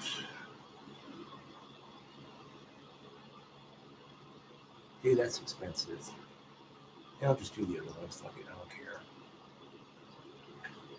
You know, to respond to this vegan teacher's bullshit, I'm gonna get a bacon cheeseburger because that's just how I roll. Fuck, I don't care if it's cheap. Just get it done.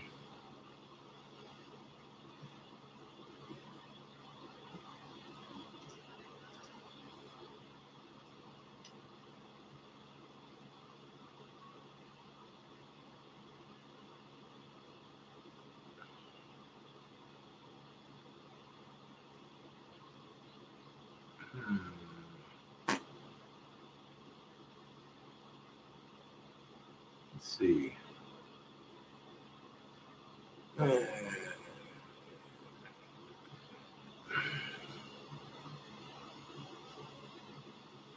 I know I want a bacon cheeseburger, but there's several different places to get them from. It's like decisions. Now, while we're ordering the food, it's A few between. I've just been enjoying Christmas and eating myself into a coma. And eating is actually the theme of today's video. Vegan. To be vegan. I sometimes eat vegan food. So Wagamama says it's vegan meal. Swear to God. Swear to God. yeah, I get that, dude. Like I'm not particularly into that lifestyle, but I've had a couple of vegan options that weren't half bad, actually. Like some of the vegan food you guys make isn't half bad. To be honest.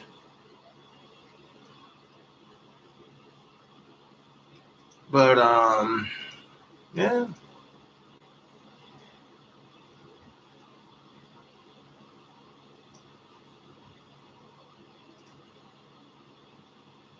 But it's ridiculous, YouTube. Being a vegan is not necessarily a bad thing. You know, it's these preachy assholes who are just in your face about it, like, oh, you know what I'm saying?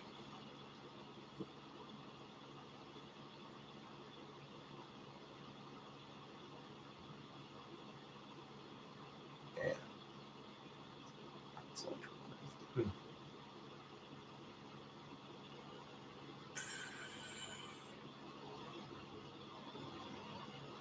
Hmm.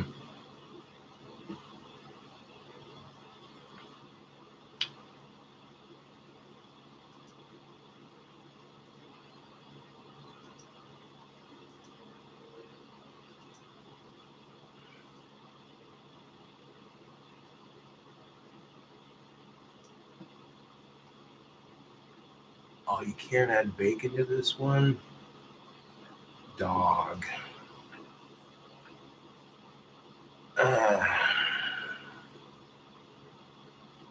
What do you do?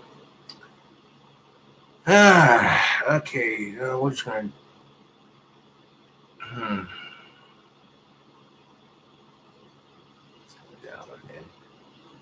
Let's just go with that one then.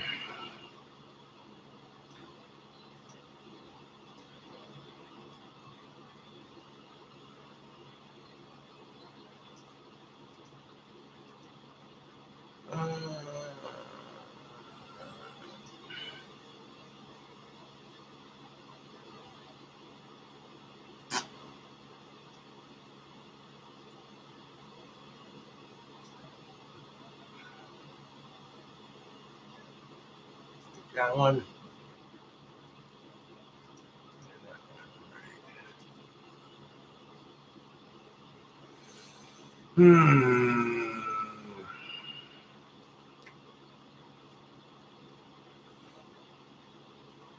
That should be enough, yeah, for the...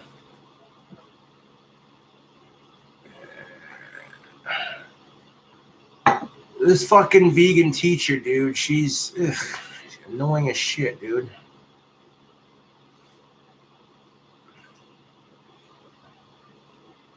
And this is the kind of vegan crap that just gives people like that in general a bad name. You know what I'm saying? Thank you, Mr. Beast, for recommending honey. I added honey to my browser's extension, and we'll see if we get a coupon code for this. Watch out.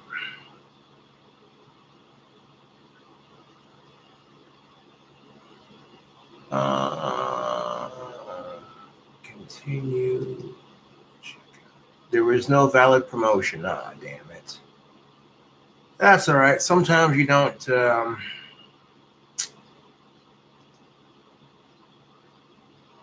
Sometimes you don't.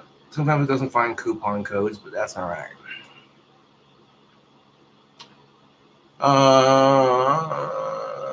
Yeah. Fucking place that order. Shall we do it? We shall. Maha. All right. I'm not going to tell you where I ordered it from, but we got her on the way. It's amazing. I'm not against vegans, and I know that not all vegans are preachy morons that want to ruin everyone's lives. Thank you. I agree. Not all vegans are like that.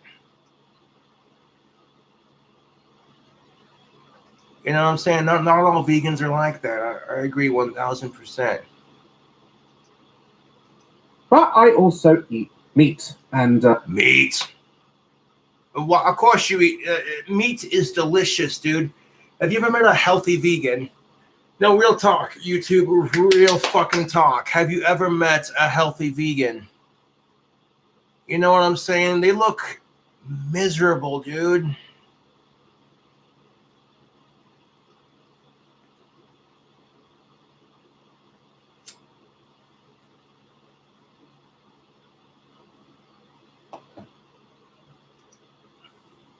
that is a personal choice. I always try to make sure my meat is... Yeah, you want to be a malnourished prick. That is your choice. Organic and comes from a place where animals have and live life to the fullest, like local farms and stuff, etc. I support small firms like butchers and stuff, and I don't really buy from mass-produced places. That being said, there is always a place to learn a lesson, and where do you learn lessons? You learn them from a teacher. Today we're going to be watching at your request because she's very hated, and I've not really seen much of her content. Her name is The Vegan Teacher. Oh my God, dude. The first time I heard about The Vegan Teacher, I was watching an Isaiah Butterfield video, and I'm like, who the fuck is this chick, man? But wait, just wait, because this Daz Watches gets really weird. She has a TikTok channel and a YouTube channel. So we're going to watch some of them. We're going to see why there is so much hatred towards this woman. I did see a couple of hers blow up on TikTok, and people were memeing it, and it was quite funny, I have to say. Just watch a video! Jesus said, "Forgive them, for they know not what they do." Oh my God. And right off the bat, she's a fucking Jesus freak. You see this fucking video of a family who's cutting into a turkey for holiday, and she's just got these beady little this teacher, man, these beady little eyes fucking looking down at you for eating meat. It's pretentious as shit. This turkey had a mother and father. Oh, shut the fuck up. Trying to compare turkeys to humans. We've already talked about this on my channel. Turkeys live 5 years in the wild, where humans live to be on average 80 to 90 years. So don't give me that crap.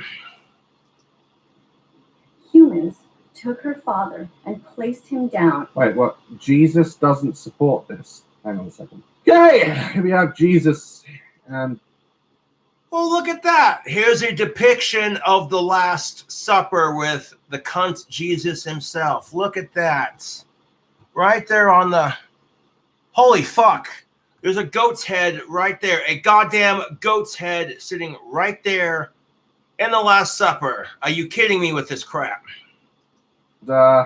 this is one of the many depictions of the Last Supper. There's a goat's head on a plate. That is a whole ass goat's skull, ladies and gentlemen. I don't think Jesus cares. I'm just saying, when you have a whole goat head on your plate in front of you and you're standing there like that,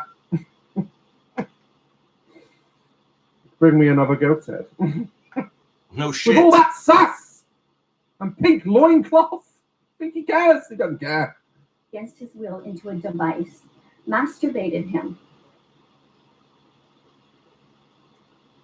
Okay. Another human took a straw and sucked out the sperm as it was coming out. I think you need to look up artificial insemination. The vegan teacher has no idea how artificial insemination works. It's adorable. You claim to be a teacher, but you're clearly uneducated in these issues. But that's not how it Or topics, whatever you want to call it. goes. You think someone gets paid to do that with a McDonald's straw to suck sperm out of poultry? No! Yes, there are devices and stuff and injections and stuff that they use on farm animals to mass reproduce. But unfortunately, that's just how it has to be done to meet the demands. People... Yeah, regrettably, meat is delicious. And furthermore, this is what pisses me off about these fucking goddamn preachy-ass vegans. These vegans who look down their nose at you, their malnourished, lack of protein nose. They look down their nose at you like, oh my God, you're such a murderer. You're killing that animal to eat? Oh, you want to have this conversation? Okay. Cow farts destroy the ozone layer. So therefore, I'll do my part for the environment by consuming the cows. Meantime, the food that vegans eat is taking food out of the animals' mouths. You're sitting there going, why don't you just be vegan, put down that bacon cheeseburger and pick up a carrot? It's like, dude, you're taking food out of a rabbit's mouth and you want to talk to me about killing animals. You're fucking hilarious. All the chickens at KFC, they just line them up in a massive warehouse and get on a megaphone and are like, all right, chickens, fuck, you all need to do some nasty shit right now, okay? We all just started some babies in here because, damn, there's some fat people out there that need their chicken, all right? I want you all to look your partner chicken in the eye and just smash some ass, all right? Just smash some chicken ass. It can't be done. It can't be done. Yeah, it doesn't work like that. To meet the demand for people's consumption of delicious red meat, cows, pigs, chickens, lamb, etc., Sometimes artificial insemination is needed to make it happen. And there are some farms who literally serve up cows and chickens who have lived a full life. It's more eco-friendly that way. You know what I'm saying? Like, ridiculous, dude. Mother was also grabbed, flailing and unwilling, and shoved into another device where she was forcefully impregnated. I wish someone would forcefully impregnate me. I once went to a thing, it was a few years back now. I hope they're not watching the video. And I went to do an event for Twitter in London. And there was food. And there were vegetarian and vegan options all mixed together. And I saw that there was a boss-ass chicken club sandwich that were made. And I hadn't eaten all day. So you damn right, I go and pick up the chicken.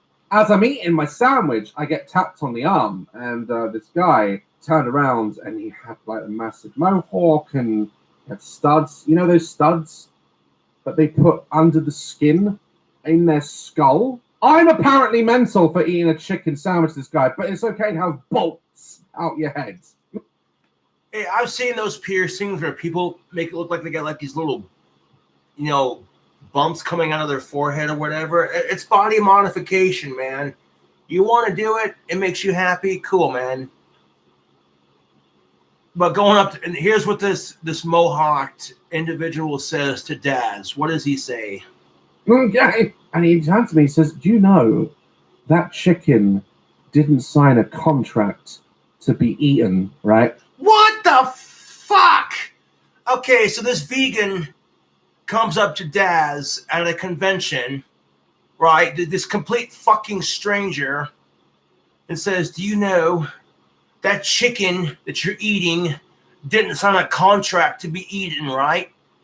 Okay, real fucking talk. Do you think the chickens are having this conversation with themselves when the farmer comes out with his bag of fucking feed going, sprinkle it on, here's some for you, here's some for you. You think the chickens are going to be having this fucking conversation like, oh, we shouldn't eat that chicken feed. Why not? Because they didn't sign a contract for us to peck them to death. Fuck off. Do you think a lion who hasn't eaten in 4 fucking days and sees the vegan teacher on a African safari with their husband, do you think if he has the chance to eat her, he'll do it? Yeah. Animals don't give a shit. If they're bigger than you and they're hungry, they will eat you. That's just how it is, man. It's survival of the fucking fittest. And because human beings haven't had to hunt for their food in years, they can just go to a fast food restaurant, they can just go to a grocery store, whatever. They become fucking lazy.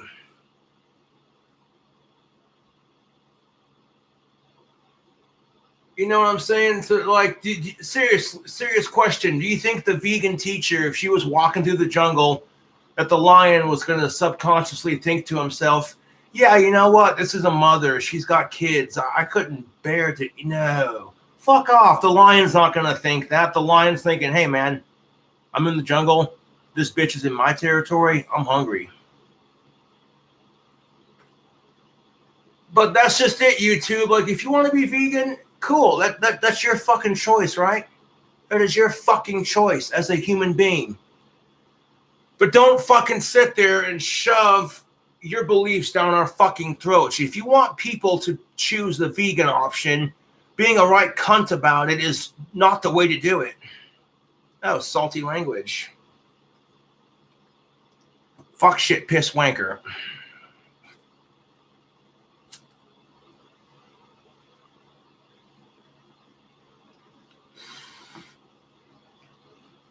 If you're offended by my language, I quite frankly don't give a shit. There are more offensive things out there than cussing. Some wanker takes a crap on your grandmother's grave. Fuck that piece of shit. You know what I'm saying? Right? Some guy just comes up to you and says, fuck your mom, fuck you, and fuck everything you believe in. You know what I'm saying? Way more offensive things than cussing. Oh, goody, goody, lunch is on the way. True story. This is a true story. Me with half a chicken hanging out my mouth. I was like, oh, I know. He's like, how? How do you know, sir? I said, chickens don't have hands. They can't hold a pen. Exactly my fucking point. I would have said the same fucking thing, dude. I'm like, if some dude came up to me and said, do you know that chicken you're eating, it didn't sign a contract to be eaten? I'm going to be like, I know. And if he says, how do you know? Because chickens are not smart enough to hold pens and go, this is my John Hancock. See what I did there? Made a joke.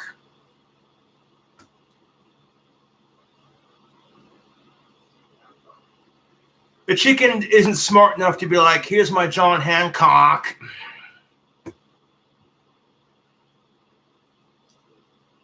Fucking ridiculous, dude. So, what else do you say to that? He's like, oh, I see. It's a joke to you. It's funny. I was like, no, I'm just. The idea of a chicken trying to sign off on, yeah, by the way, I'd like you to eat me, pluck all my feathers out, deep fry me, and make me extra crispy.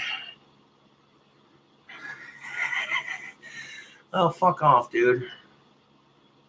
Hungry. Like, I was like, what's the problem? He said he was a vegan and he was this and he was that. I was like, that's fine. I just can't stand, when I get a lot of vegans' points. I really do. I get why people go. I mean, just because you compare an apple tree to a baby cow, right? Like, the tree is not going to look at you with these cute, adorable eyes like, why are you going to eat me? Because you taste delicious. Fuck off, dude. Man, you think plants can't feel it in some way, shape, or form? Like, plants obviously react. Otherwise, you wouldn't need to water them. Plants react to sunlight and water and nutrients. They grow because of it. So you think that plants don't react when you're plucking the apple or the peach from the tree? Because the plant doesn't bleed when you pull an apple off the tree. You know what I'm saying? It's ridiculous. So you think you're better than me because the food you eat doesn't flail around on the ground and scream in pain? Fuck off. Could you imagine being a tree, just minding your own business, trying to live your tree life, your bestest tree life, just sitting there? You can't fucking move.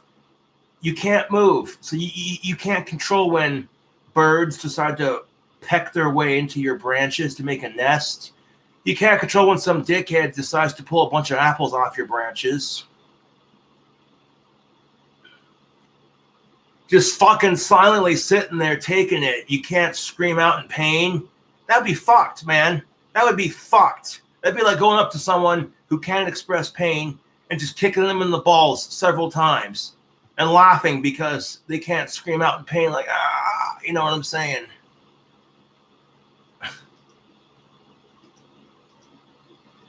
Vegan, because I've seen some videos on the internet that make me go, Jesus. But you don't just get to come over and preach. That's why I don't like religion, because they knock on my door and try and make me believe in shit, and I don't want to. I'm not knocking on their door making them believe my shit. I don't think it's fair. So Exactly my point. It's the same principle. Like, you got these fucking goddamn Mormons going, knocking on your door like, excuse me, can I talk to you about Jesus today? Now, if a Mormon shows up to my door, right, I got a Playboy magazine in one hand and a bottle of Jack Daniels in the other hand, like, do you mind? I was kind of busy doing something, perusing the pages of these hot naked chicks. Oh, God. So the vegan teacher's now topless in this video, but you can't see anything. It's just from the neck up. where's my husband? You have a husband? Who would you rather have sex with?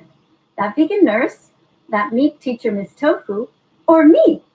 And his response was, Are there any other vegan options? Is that supposed to be funny? And 1 second, YouTube.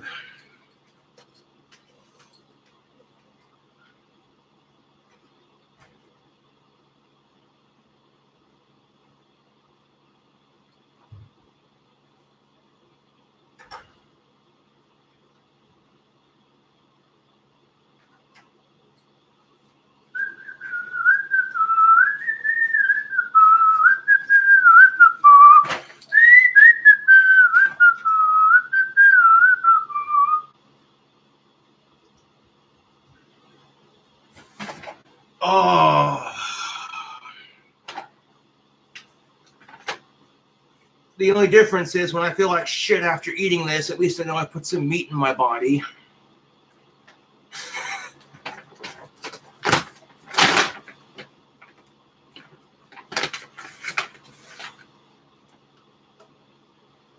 We got some Coca-Cola.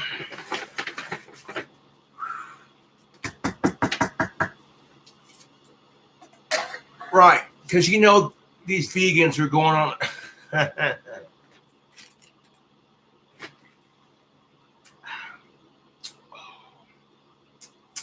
Fucking hell.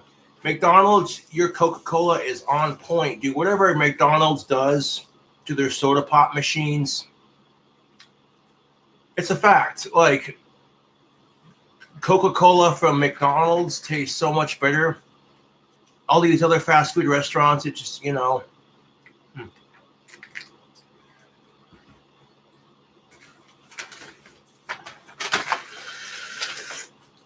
Got ourselves a bag of goodies here. Got a large French fry.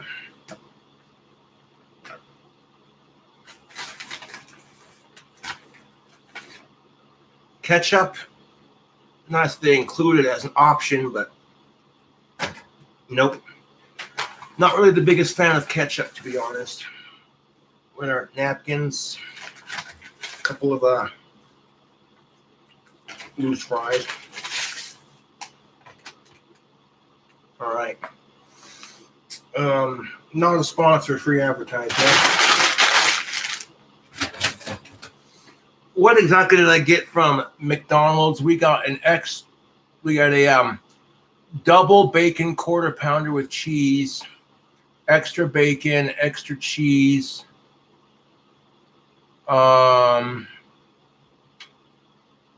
lettuce. So like double the bacon, double the cheese, add lettuce.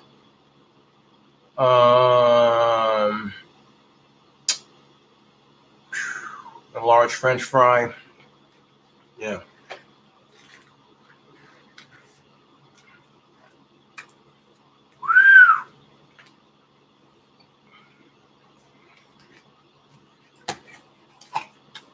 And there it is in all its messy, gooey, ooey gloriousness. Like YouTube, I want you to take a look at this burger for a second. Just for a second. That sesame seed bun action. All that cheese dripping off the side.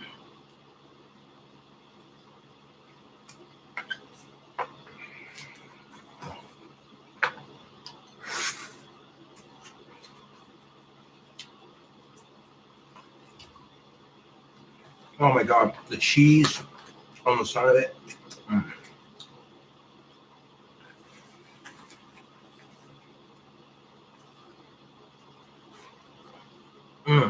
Fuck me. This is why I'm not vegan. Oh my God. This right here is precisely why I'm not vegan. Oh, man. And you know, the bacon cheeseburger is really a balanced meal if you think about it. You got your bread, there's your grains, you got your meat, okay?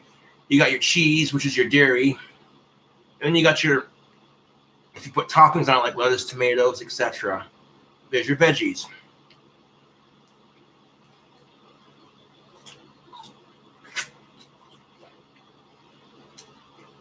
Oh. YouTube. Children's toy. I don't get it. I don't get it. Maybe I'm dumb. I don't get that one. I don't get the Sesame Street character over here. I don't get what she's trying to do with that either, man. I don't get it. Maybe because he looks like a parsnip. I don't know. Apparently the vegan teacher also is a musician and she makes from time to time songs. Oh my fucking God. Now you're telling me the vegan teacher makes songs? Oh, here we go.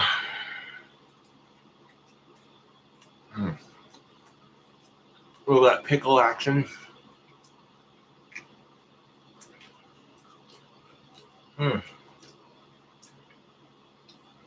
Good on you, DoorDash. You didn't fuck up the order. Sweet. About being vegan, which is meant to encourage people to stop eating meat, and I think this is one of them. Stop. Cringe-induced warning. We'll listen to the vegan teacher's bullshit while we eat this double quarter pounder with bacon.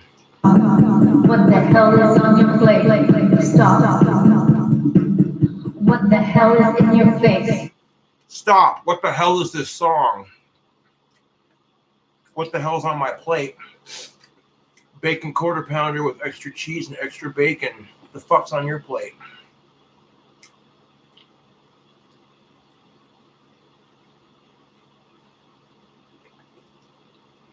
What is in my face? No. What's in my face? Let's see. Skin, teeth, whiskers, my nose, boogers, nose hair, eyeballs, ears, earwax, a nervous system, a skull, my brain behind the skull. Nervous system? I don't know. Stop. What the hell is in your ass? Did she really just ask, what the hell is in your ass? What? Okay, what the hell does someone's ass have to do with being vegan?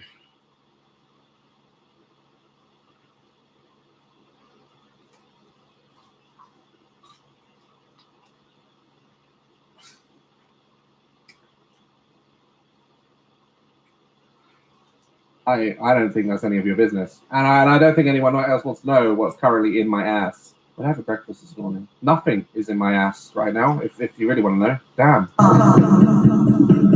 What the hell is in the toilet? Now she's going on with stop. What the hell's in the toilet? Seriously? What the hell's in the toilet? Well, depends on, whether you're taking a shit or not. Because if you just walk into the bathroom, what the hell is in your toilet? Toilet water, the plumbing, a little flusher handle. What the hell's in your toilet? Currently nothing right now. Oh, that might change after I get done eating. I'm not sure what these lyrics mean. I don't know what your point is. Stop. Why the hell aren't you vegan yet? Oh, Now what the fuck, dude? Stop. Why the hell aren't you vegan yet? Well, two things. One, because annoying vegans like you, the vegan teacher, with your preachy bullshit, this condescending I'm better than you attitude. Why am I not vegan yet? Because bacon and beef taste delicious.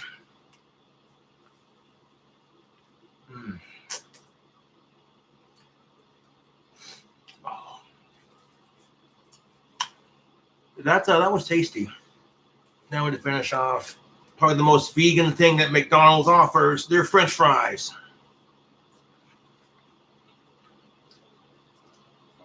all right. Am I the only one that, through that whole thing, that was watching the little dancing avocado? I love avocado. Check. That's what I show for breakfast. Avocado and poached egg. This one's called Billie Eilish, censored on TikTok. What's Billie Eilish done? You guys are teens and I fit. Now the vegan teacher's going after Billie Eilish, which, on a side note, the fact that Billie Eilish lost 100,000+ subscribers on Instagram because she posted pictures of boobs. Really?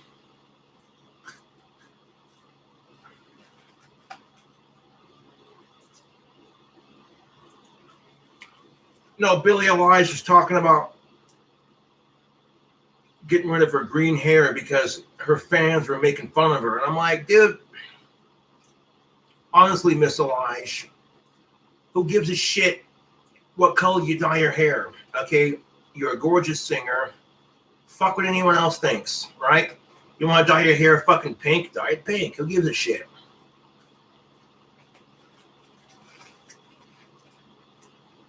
But apparently, the vegan teacher is now going to try the whole Billie Eilish thing where you shove a ukulele into your mouth.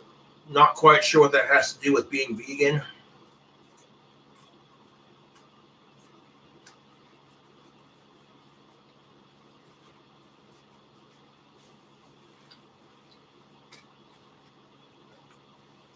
No, I mean, like, Billie Eilish got slut-shamed because she was seen in public with some kind of spaghetti strap top, you know? People are so used to her wearing baggy-ass tomboy clothes that when they see her dressed more feminine, she gets attacked for it. And it's complete horseshit, dude. That's just the crap women have to go through in general. Oh, I bet you look so much prettier if you wore some more effeminate clothing, right? And as soon as they do, they get slut-shamed for it. The fuck out of here with that shit.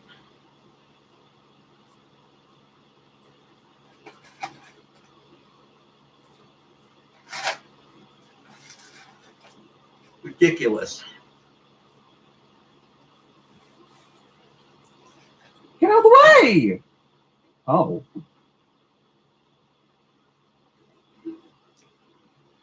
So now the vegan teacher is going to grab her ukulele and try to fit the tuning peg of it in her mouth.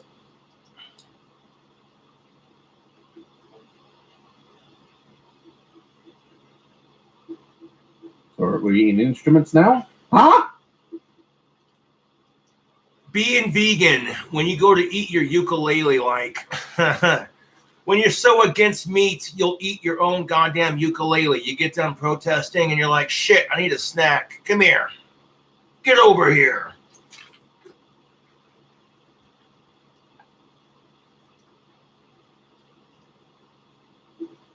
Billy got our lips over the tuning pegs. So I'm not sure what exactly the vegan teacher's trying to prove by copying Billie Eilish with the whole ukulele in your mouth thing, but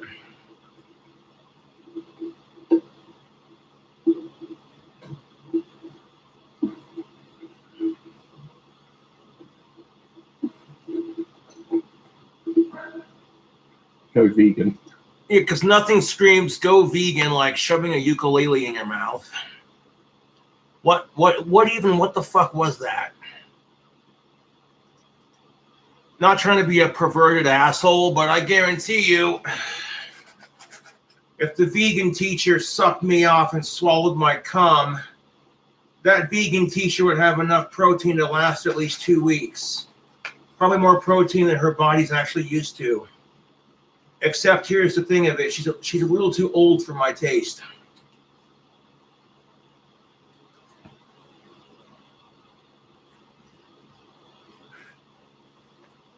Was that a little too far? Nah.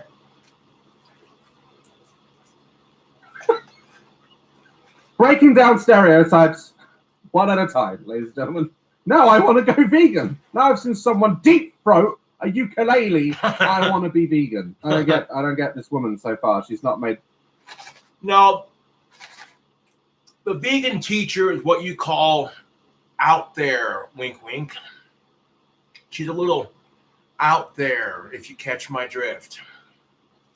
One valid point to me. Yes, God, I'm trying. And now the vegan teacher made this TikTok video where she's pretending to talk to God on a cell phone. But here's the kicker of it. She's not holding a goddamn cell phone. She's holding a fucking banana.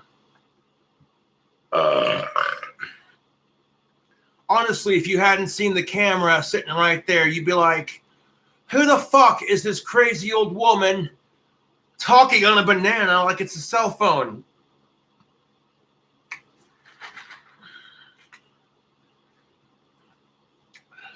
Trying to deliver your message. I know, but I was just about to turn the camera on, and then You know, to the vegan teacher, there were a lot of crazy people out there who thought the same way you did, that God talked to them and that he had a message. A lot of crazy motherfuckers out there. You know the whole drink the Jesus juice bullshits? Yeah. The devil came and broke my zipper. What the fuck do I do? Devil broke your zipper? I'm so fucking tired of the devil getting blamed for everything. Like, you know how frustrating that is? To quote Damien, it's the devil. I'm just gonna point out everything that's. Well, think about it. How many times do Christians get annoyed because God gets blamed for everything? Oh, but God loves all of his children. Then the coronavirus happened. Oh, fuck you, Josh. That's too far. Oh, but God loves all his children. Then the coronavirus happened. And I guarantee you, these fucking extremist Christian nut jobs, you know what they would say to that crap? Well, the reason why God gave us the pandemic is because he's testing us. He's testing our faith in him. Uh-huh. Right. So you're telling me that if somebody gets down on their hands and knees like they're about to suck a big dick and they pray super hard, pandemic just goes away.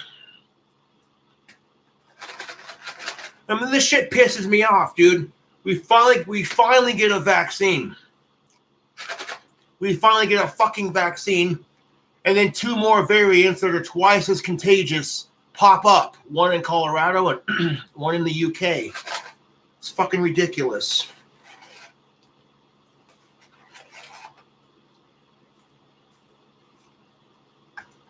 What's wrong with this video, okay? First of all, I noticed that she makes her own clothes, which is cool. It's all cool. But they are ugly fonts. Ugly. Second of all, the reason you're not reaching God, or anyone for that matter, is because you're using a banana. And my knowledge of bananas is slim, but I don't think they pick up the phone signal. Nope. Bananas are for eating or for putting on an ice cream sundae. You're absolutely right, Daz. 100%, dude. Frickin' bananas don't pick up cell phone reception. Who would have thought it?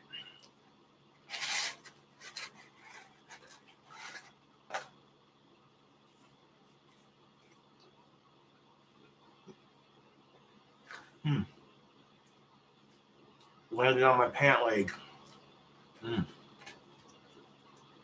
So, second of all, if the devil, I think the devil's got more to do than try and unzip your hoodie. I think. Yeah, that's pretty much it. The devil has a lot more in his hands than trying to unzip some old lady's hoodie. He's a little bit more evil than that. I'm just saying. Okay. The devil's not inherently evil. That's like, you know what I'm saying? The devil is not evil. That's like saying God's evil. And you know how many Christians get so sick and tired of that crap? You know? Blaming the devil for our society's problems rather than taking responsibility for our actions. That's a quote from Hell's Advocate, my last album I made. Before the Cobra's Crude Christmas Carols album. The song Don't Blame the Devil.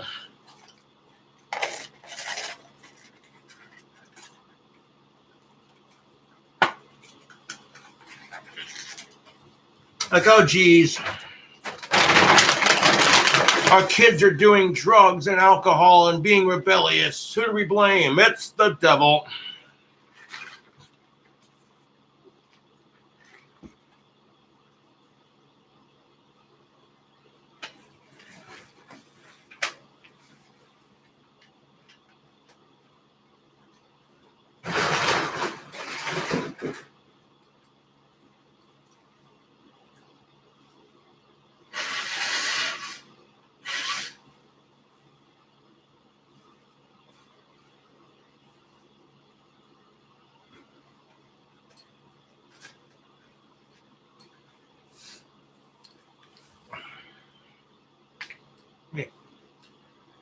I mean, if you like ketchup on your fries and your burgers, that's a personal choice, right? I'm more of a ranch kind of guy. I mean, occasionally a little bit of ketchup, occasionally I'll put it on a burger.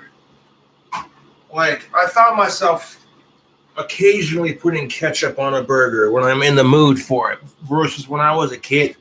When I was a kid, I hated ketchup. But now that I'm an adult, I'll occasionally put ketchup on a bacon cheeseburger, occasionally, if I'm in the mood for it. Okay, I'll try. Hold on. If you want to get to heaven, you better be vegan. If you want to... Oh my fucking God, dude. I'm almost regretting drinking that beer a little too quickly at the beginning of the stream.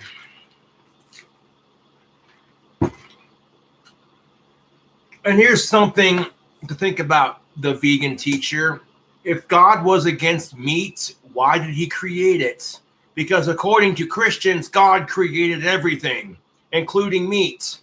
And in the Bible, it does say something about God gave us every animal and every plant to share with the human race. Did he not? You know what I'm saying? You look at the story of Adam and Eve. The story of Adam and Eve, it wasn't a forbidden steak. Well, what was it? The forbidden fruit. Oh my God. To get to heaven, you better be vegan. If you don't believe me, do you want to bet? The look on Daz's face. The look on Daz Game's face says it all. Just what in the fuck, dude? Okay, the vegan teacher, I got a song for you.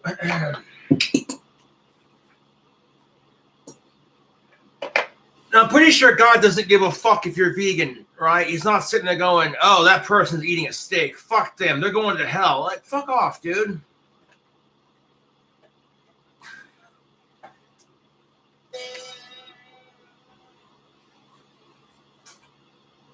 So the vegan teacher likes to make songs. Well,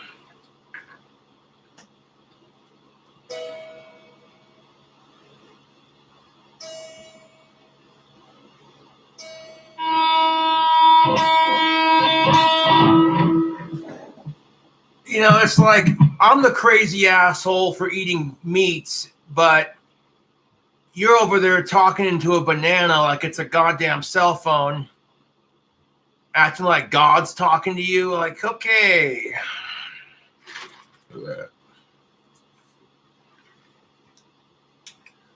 Anyone else, they would have been like, okay, we got a nice, comfortable mattress room for you at this nut house.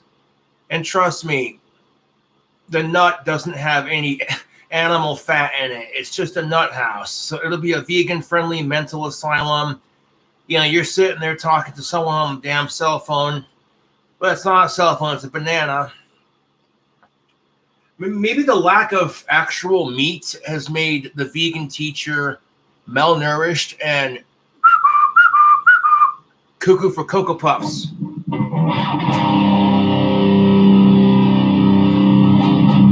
Meat.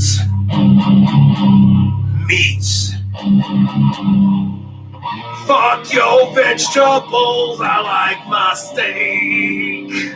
I like to eat bacon, ham, and beef. I don't care if I get high blood pressure or if I die early.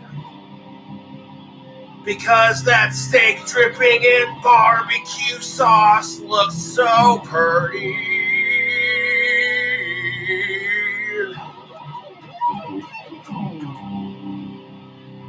Why am I not vegan? 'Cause of preachy cunts like you. And because carrots are just not enough.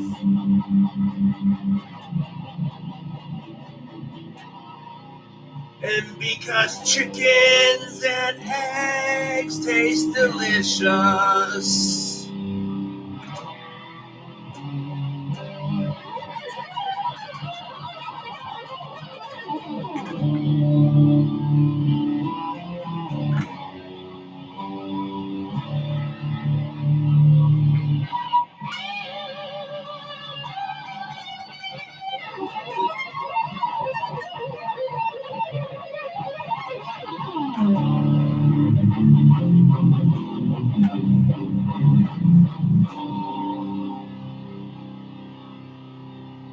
yourself a teacher? Well, you need to educate yourself.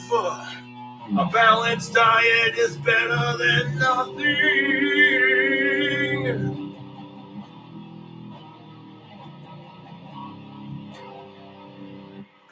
In all seriousness, though, YouTube, too much meat can be bad for you, okay? But too many vegetables is also bad for you. You have to find a balance between the two, right? So if you do get a bacon cheeseburger, because you want them carbs, you want that protein, or try to balance it out. Even though you don't like tomatoes, maybe you don't like pickles, maybe you don't like lettuce, whatever.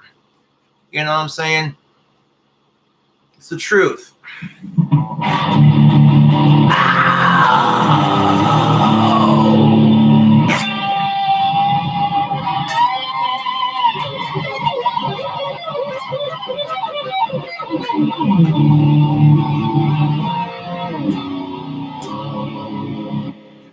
Now, really, do you think the first fucking human beings to exist on this miserable fucking planet, as they're sitting there hunting for the mammoth, having this conversation like, hey guys, do you want to stop and pick those bushes instead? Why not? We're so close to catching that mammoth. We could totally use that mammoth's fur and his meat for food and clothing and his bones for tools. It'll progress the human species. Oh, but that we don't want to take that mammoth away from his mommy and daddy. I mean, fuck no. The very first human beings were not having that conversation. The only conversation they were having is, it's cold, I'm hungry, and that animal is gonna die. I'm gonna take the fur, make clothing out of it. I'm gonna eat the meats. And I'm gonna survive.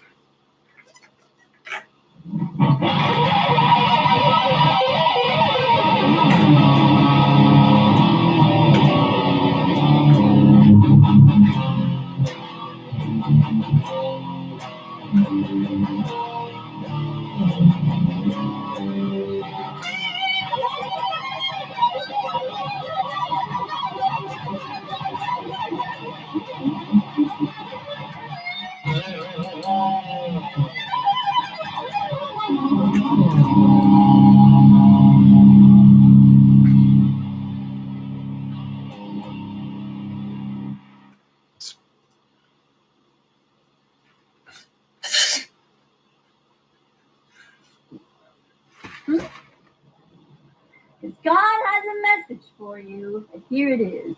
Why the fuck aren't you vegan yet?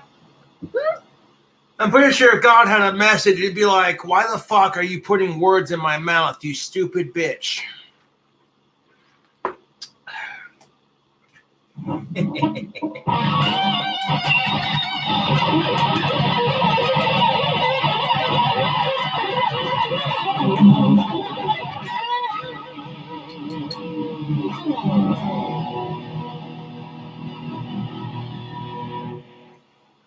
Why the fuck aren't you vegan yet?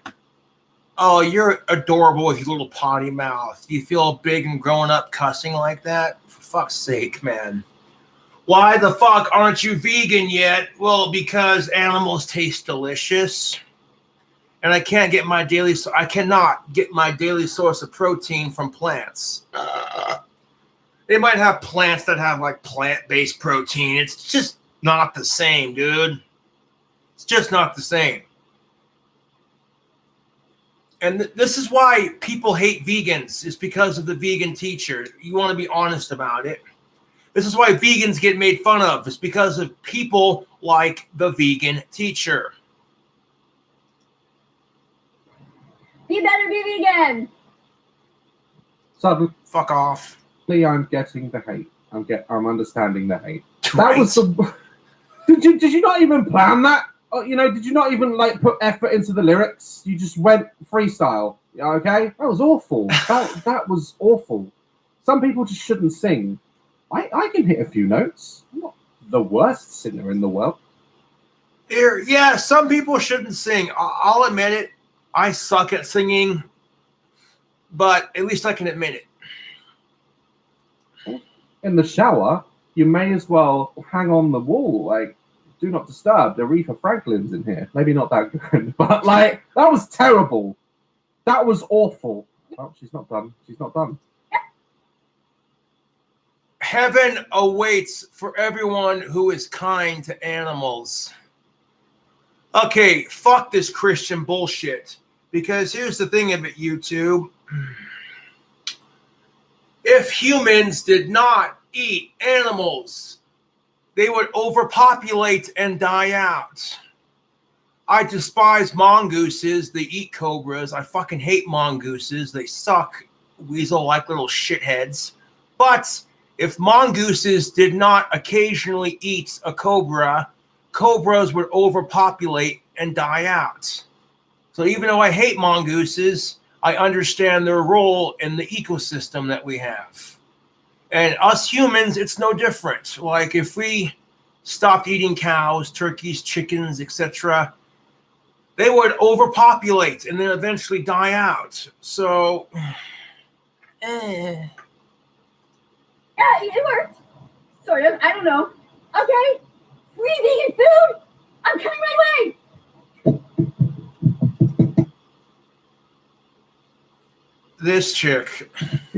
These ugly ass fonts. It's terrible. What's Bart and Lisa got to do with it? Bart loved pizza, for Christ's sake. He was not vegan at all. Okay, fucking stop, dude. Oh my fucking God. YouTube. Holy shit, this video is almost done. The live is almost over. Holy crap. Now you got this vegan teacher trying to act like she's some kind of hippie. Holy fuck, dude. This is just laughable. Dude, I actually know some real hippies, and no, dude. Oh my fucking God. Now, what is the vegan teacher doing now? Oh my fucking God. Are you serious? Holy shit. YouTube. The vegan teacher is sitting there dressed like some kind of wannabe hippie, and she's sitting there holding the carrot like it's a fucking doobie. She's pretending to smoke pot with a carrot. I'm like, honey, if you're going to smoke pot with a carrot, at least take like a knife and like carve a pipe out of it or something. I mean, let's be real. You are not a real stoner until you've made an apple pipe. I'm serious. Just saying, right? They're trying to be like this. Oh my God, dude. Stop. Oh my God, dude. I can't right now. This is fucking hilarious. Like, hey man, how come you're not vegan, man? Because you dumb bitch. Cows taste good. And humans didn't survive just off of fucking vegetables alone. Fuck out of here, dude.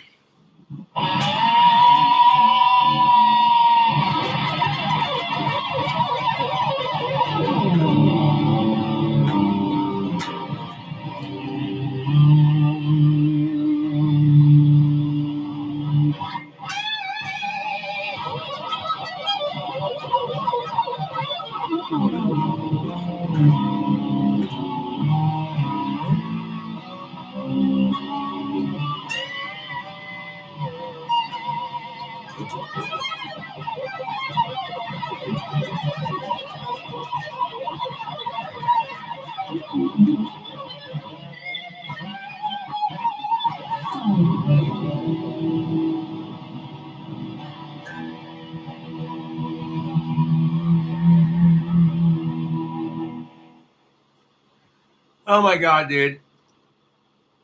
Pretending to smoke weed. Okay, that's great.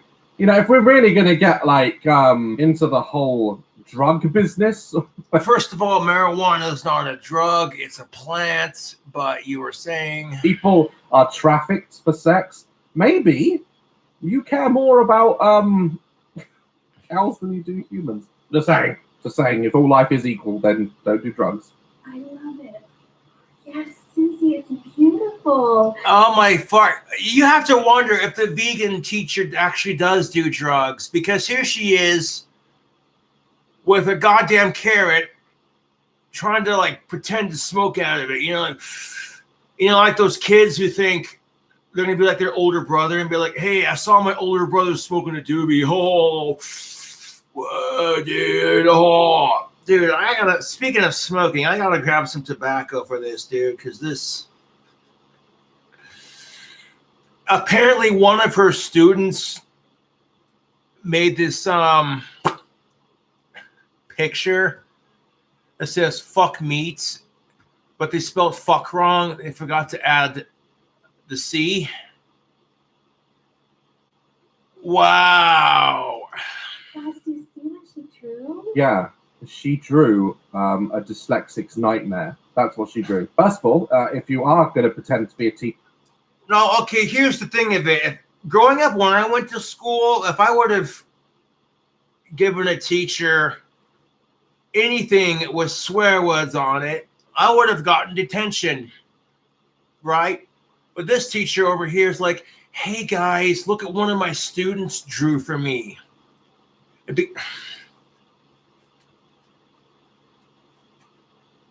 Oh my God.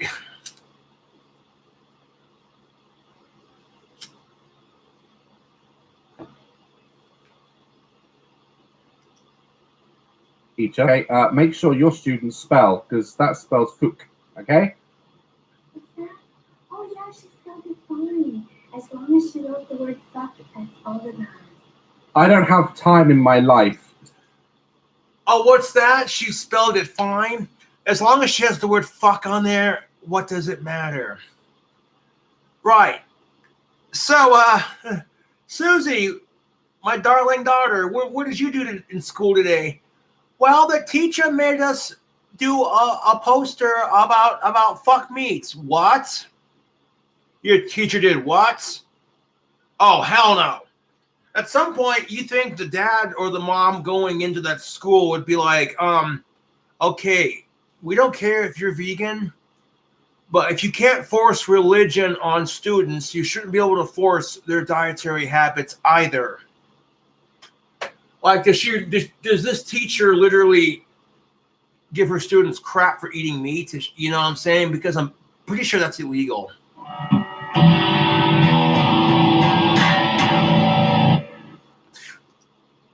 To correct this woman, I don't have enough. Fucking right? Daz is like, "Oh my God, I don't have the time to physically correct this woman. This fucking time in my life, in my schedule. I don't have enough time." Susie, this is just fantastic work. I love how you drew yourself holding this big one. Susie, it's holding this big one. Susie's gonna grow up and get an OnlyFans. And then she tries to make it funny, but really it just comes off as super creepy. This next one, she's like, "The cult of veganism, because eating veggies and saving animals is complete insanity." Okay, you're still not saving animals because you realize that a lot of animals eat plants to survive. And you want to talk about, well, if we don't kill the animals and we just eat veggies, we're saving them. The fuck you are. Okay? Why are we having this conversation, YouTube?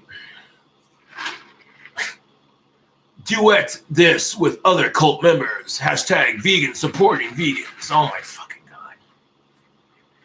God.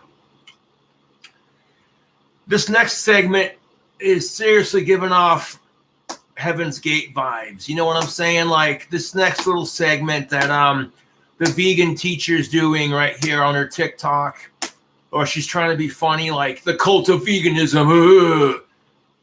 Kind of giving me those Heaven's Gates vibes, serious Heaven's Gate vibes. Like drink the poisoned vegetable juice, and we'll board the flying saucer to heaven. Fuck off, dude.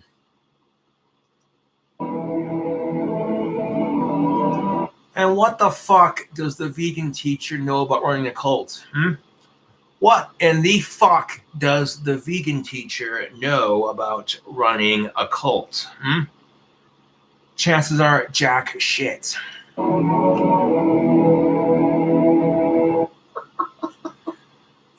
Fucking Daz, man. He's just sitting there laughing. I'm laughing too, dude. This is fucking top-notch shit, man. You're not doing anything for vegans. I'm sorry. This is what vegans hate. They hate women like this because they just come across as annoying. That's what vegans are. They just want to eat what they want to eat, and I'm happy for them to eat what they want. Exactly. Real vegans are looking at people like the vegan teacher and going, "Just stop. Just stop. Just fucking stop. You're giving us all a bad name over here." Kind of like when one white person decides to be a racist asshole, so it ends up making every white person look bad. Same fucking concept. Want to eat as long as I can eat what I want to eat, but then exactly, like if you want to be vegan and you eat what the fuck you want to eat, and people ask you about it, you say your 2 cents without being preachy or in your face about it. You're like, well, this is why I choose to eat like this, blah blah blah blah. If you don't choose to eat like that, hey man, that's your choice. Exactly my point. these people, like her, like this vegan teacher, this is what vegans hate. Why do you choose to be an asshole? You can just be vegan. Why do Oh my fucking god, dude. you choose to pay for murder when you can just be vegan? This fucking chick, this vegan teacher, holy fuck is she insufferable. Why do you choose to be an asshole when you could just choose to be vegan? Why do you choose to pay for murder? First of all, we've been over this, sweetheart. If you're eating the food that the animals eat, i.e. plants like carrots and what have you, you're essentially taking food out of the animals' mouths, which is still murder in some way, shape, or form. On top of that, it's double murder because you're taking food out of the animal's mouth, and on top of that, you're murdering plants to eat. Ha-ha. I'm looking into paying for murder right now. I can tell you that. Be brave, be vegan, the animals depend on you. To come to their rescue, you gotta be brave, be vegan. Even if 99% of the world makes fun of you, because you're on the right side of history. No, we don't make fun of vegans. We don't make fun of people like you. No shit! Like, nobody is... Okay, this is why veganism has a fucking crap name to begin with. Because of fucking crazy loony chicks like this. Because of fucking idiots like this who are just like, oh, I'm better than you because I eat vegetables. With your ugly cushions. Is there not one cushion or t-shirt in the house that you have not Tipex? Jesus Christ. To it. Why is it all these activists? They always play the ukulele. Why? Why are they always a ukulele wanker? I want to be vegan again. We are born again as vegans. Like, I understand if they don't want to eat a pig, all right? I totally understand. But they're not our friends, right? You ever tried to be friends with a pig? They don't care. They're just like, shove an apple in my mouth and leave me alone. Pretty much. Have you tried to be friends with a pig or a cow? Exactly. They're animals. They don't care. The pig is just like, exactly. He's just like shove an apple in the pig's mouth and let him eat it in peace. You know, they don't care. Happy Vegan Declaration Day to you. Happy Vegan Declaration Day to you. Whether you've been vegan for a lifetime or just a minute, welcome to the club. We're so glad you're in it. When I'm in the kitchen, all I want is chicken. So go and fuck yourself. Right. I got another one. When I'm in the kitchen and I'm cooking a bacon cheeseburger, it's got cheese and it's gonna be bitchin'. Cooking that bacon in the burger fats, toasting up my toast, and that's where it's at.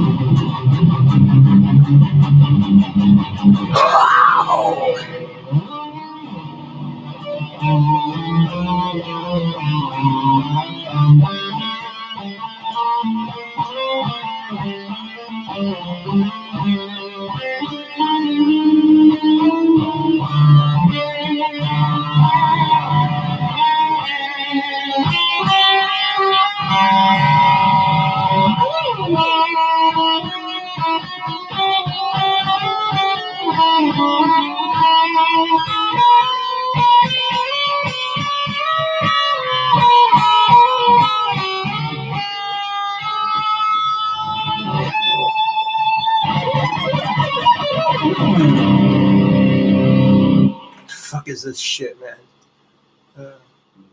Look, okay? I think there is a less annoying way of getting your message out there, okay? There's always a less annoying way to get your message out there. Being a preachy little whatever the fuck she is.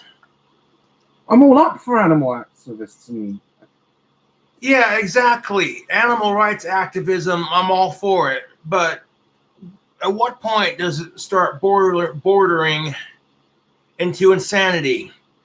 Activist versus terroristic. You know what I'm saying? There are some people who are so activist with their animal rights that they go a bit too far with it.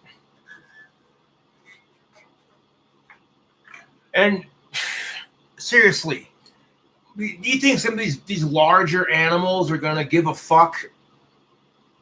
If they eat you, they'll eat you if they have the chance. Vegan teacher over here like, what's in your toilets? What's in your toilets? This vegan teacher's over here like, what's in your toilets? What the fuck's in your toilets? Well, give me a second, vegan teacher. I got something that'll be in my toilet.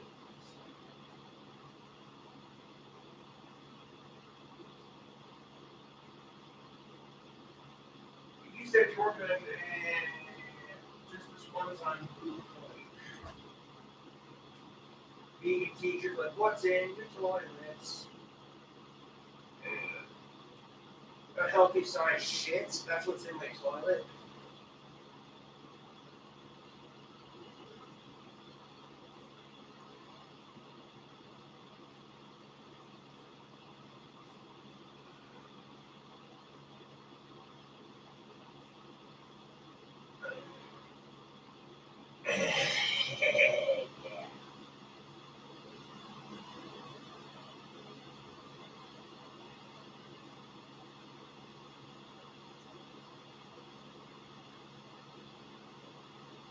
I mean, the vegan teacher saying, the vegan teacher YouTube is just like, what's in your toilets? Stop. What's in your toilet? Stop. What's in your face? Stop. What's in your ass?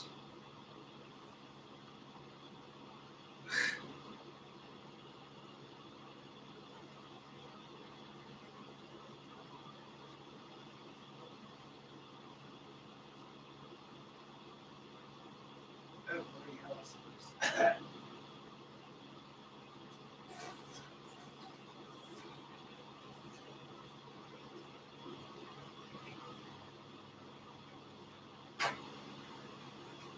Gee, I wonder if my toilet's having this conversation like, I don't know if I can accept your poop and your pee because you're not vegan.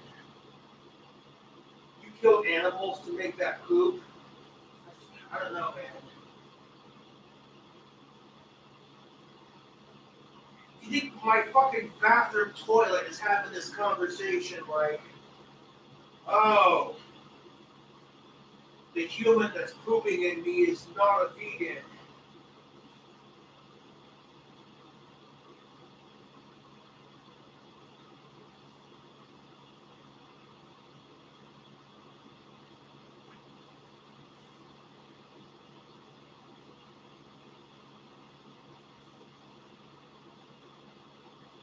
Wouldn't that be some shit? taking a crap, and all of a sudden the toilet's just like, excuse me, but what? Why is the toilet talking to me? Could you imagine it, you two? You're sitting there taking a shit, and your toilet starts talking to you. You're like, damn, those are some good shrooms, man. Fucking penis envies.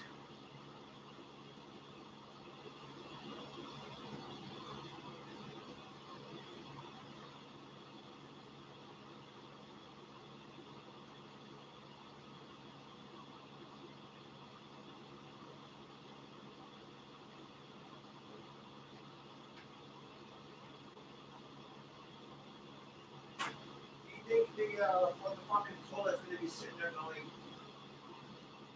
oh, well, you know, I'm not gonna let you poop in me because fuck off, dude.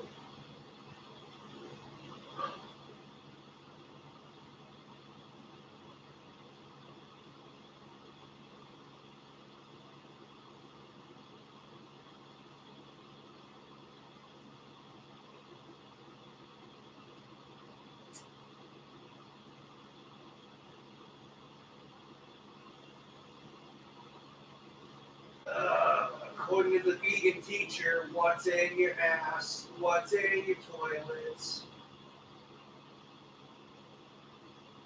Well, some paper that I used to wipe my ass, and some toilet water.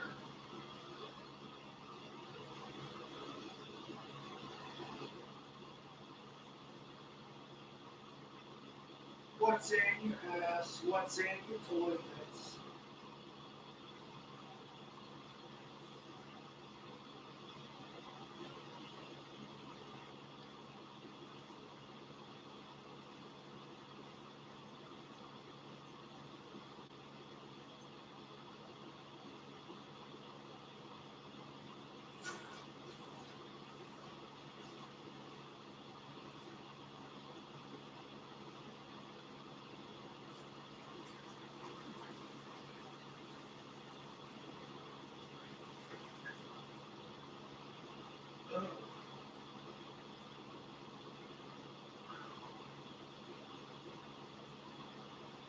I know I said I wasn't gonna poop on camera, but And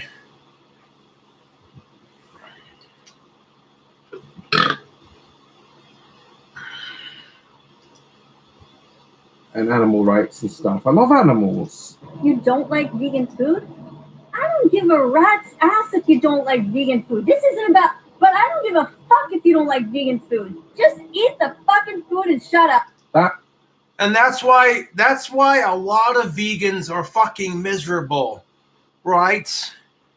It's like spring or summertime and they're going for a little power jog, getting into shape, right?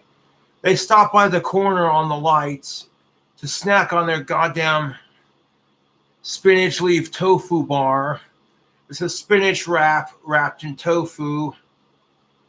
And it's crunchy and tastes weird. And ugh. You're like, no, but it's for the animals, man. Just shut up and eat it. But then you look over at the fast food restaurant and some asshole sitting outside macking out on a bacon cheeseburger. And they're sitting there going, They actually look like they're enjoying what they're eating.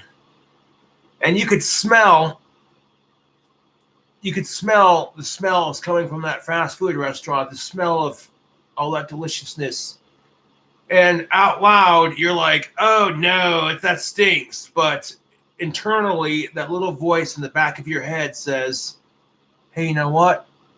That smells good. That person looks like they're really enjoying themselves.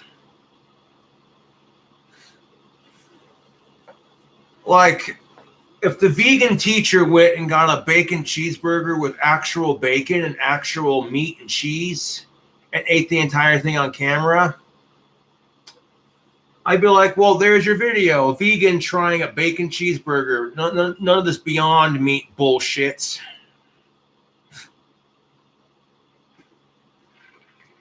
That's how you get people to change their mind. You abuse them. Yes. Yes. I'm so convinced now. I'm going to go and lick a lettuce. At the hospital, and you don't know what to do. Eat tofu. So I'm just gonna go around and see. We're both. I don't really know. So, guys, you call me, text me, tell me. You just have tofu on your doorstep. Okay. If you want to deliver a message, okay. If you want to change someone's mindset and open them up to your belief system, don't be annoying as shit. Like, it's very easy. Many ways you can protest. Many. But just getting in your face and acting like we're all bugs on your shoe, like talking down to people, that's not a way. Like, you got to be kind about it, you know? And Exactly. Thank you, Daz. 100%, dude. If you're trying to convince people to go vegan, talking down to them and shit is not the way to do it.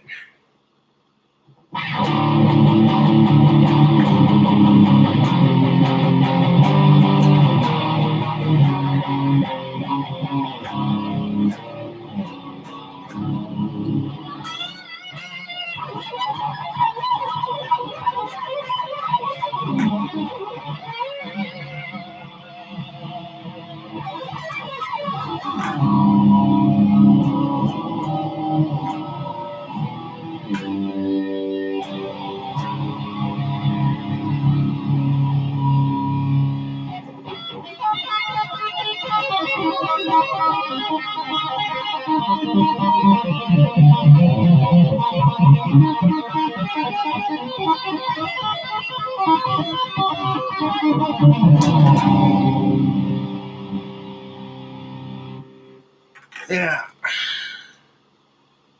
if people aren't going to conform to your way of thinking, then you have to accept that because she's got. Exactly. Exactly my point, dude.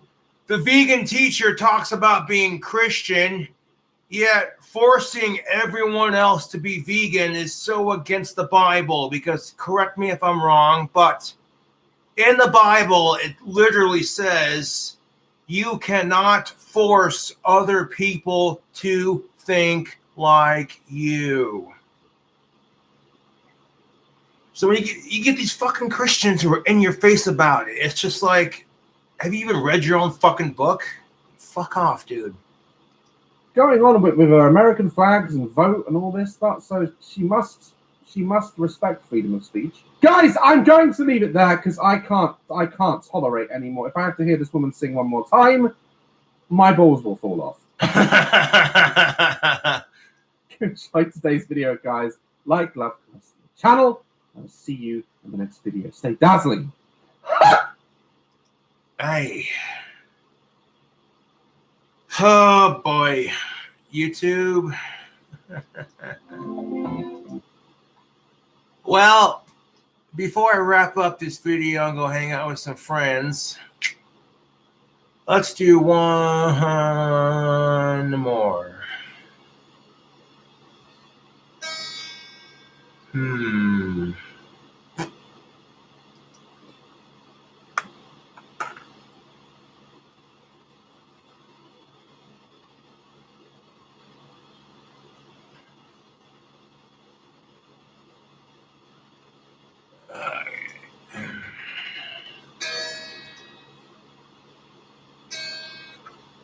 Here we go. Lizzo. Okay. YouTube, I will respond to one more video before we get off. Nah, he said get off. Freaking sweet. Hey, Lois. Right. So Lizzo's Instagram shook the world. Oh.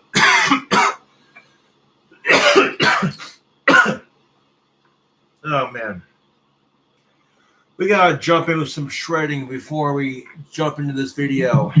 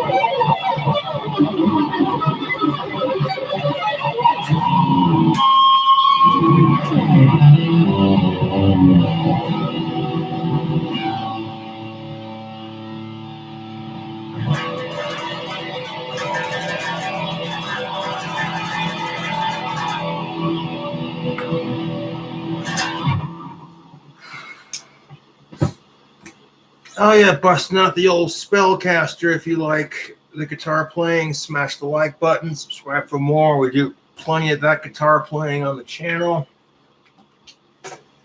Okay, so we got our grab our trusty tobacco pipe. Isaac Butterfield's Lizzo's Instagram shook the world. Oh boy. Who is a huge recording artist. But you probably know her not for her amazing musical skills or her just show-stopping voice. You probably know her for her dramatic and powerful fight against the evil diet culture. That's just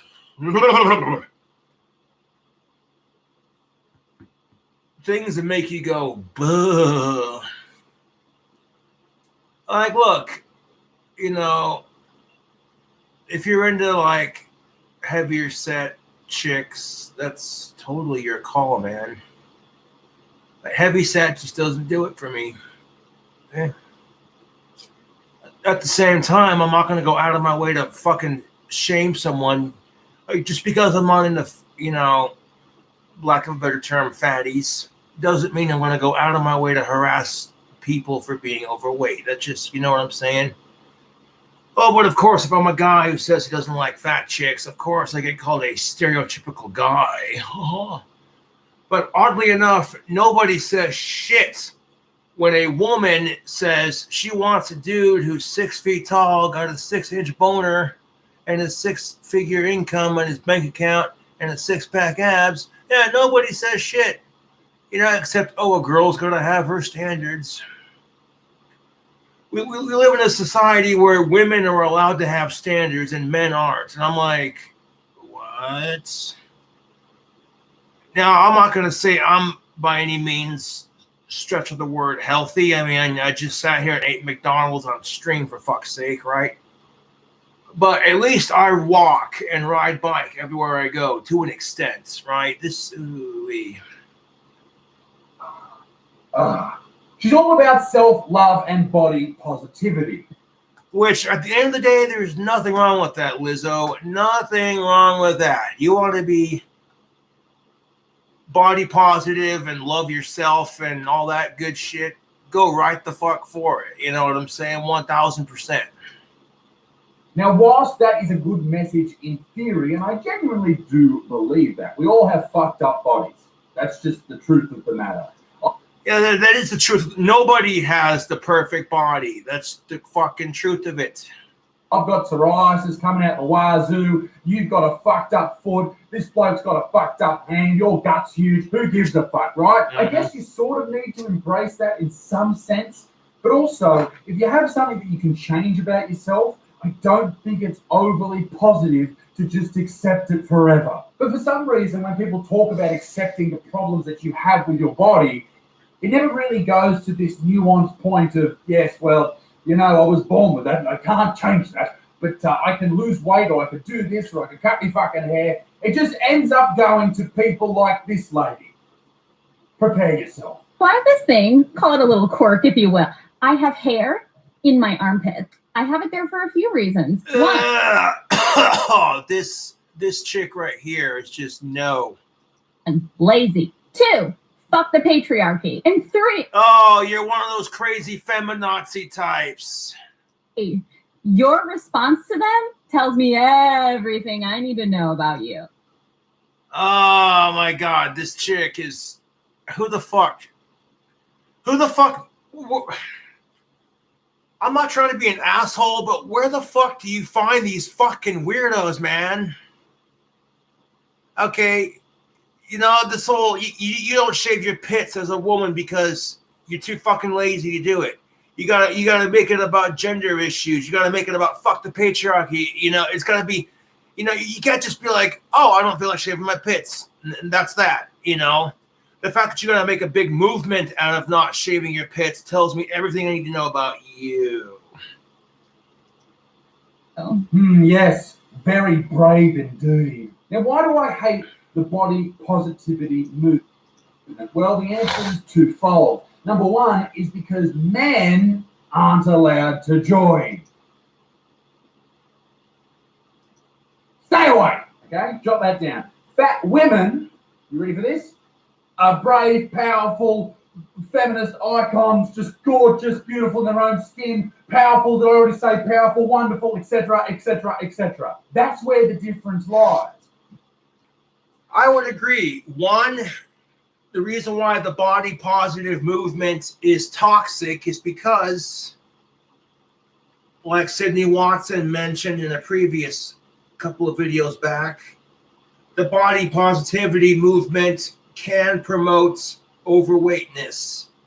You know what I'm saying? Because back in the day, if a chick wanted to be accepted, she had to be super skinny and everyone adored her, right? But then they said, oh, no, can't do that. The anorexic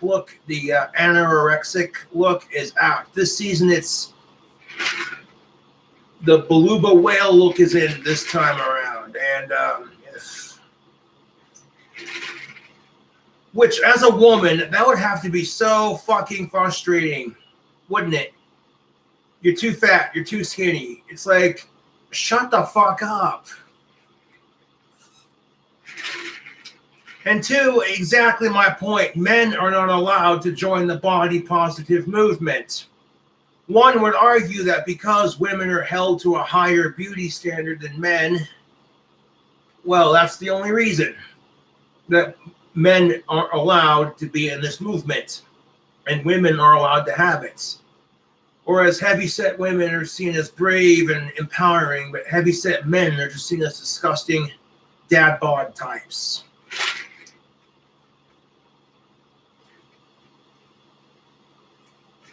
And regrettably, food is delicious. Like, you know, it's kind of like going back to the first video I responded to in this video, the easy way out or the more conventional hard way? Now, the easy way out for this would be like, oh yeah, I know donuts are unhealthy and loaded with sugar and carbs, but I don't care. I'm going to eat it.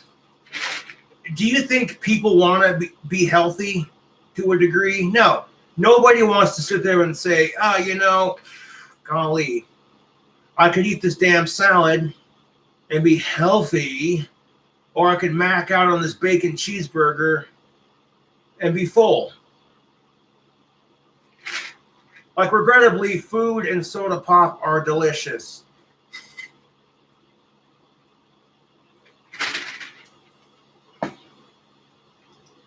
Men are not allowed to join this club. And that's why I think it's... Okay, could you imagine, though, ladies? Let's say the situation was reversed. Let's say, hypothetically speaking, this body positivity movement was made for men to make less attractive dudes feel more comfortable and more manly in their skin. And what if they told you you couldn't join because you're a girl? Oh, wait, we know how that plays out, don't we, ladies? There'd be screams of sexism from the hills and back. But correct me if I'm wrong, how is it not sexist if we tell men you're not allowed to join? But it's completely sexist when you do it to women. Oh, that's right. I totally forgot. It's only sexist when men do it. It's only racist when white Republicans do it. Shh. You think I know my place in society by now. And what do you think happens when men are being treated in a sexist manner and no one's saying, hey, wait a minute. If you women have spent since the 1960s trying to eradicate sexism in our society against women, only to be a sexist towards men, it's kind of hypocritical. I mean, feminism is gender equality based on female rights. And at the core of that, it's two words, gender equality. Say it with me nice and slow. Gender equality.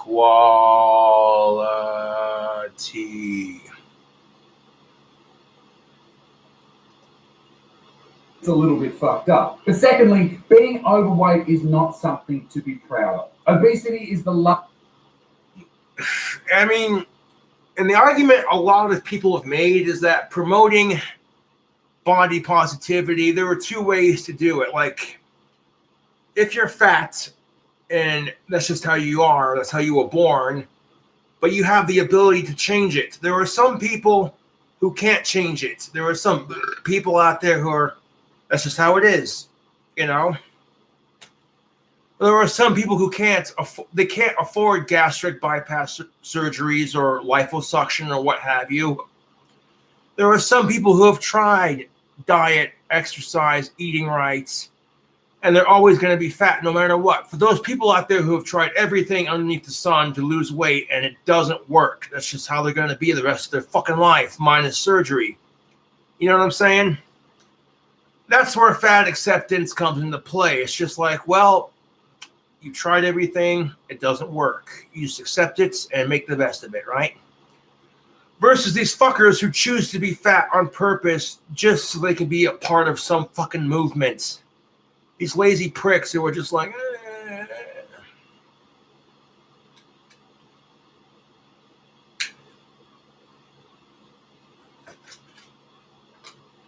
There are people out there who are just too goddamn lazy to work out and eat right.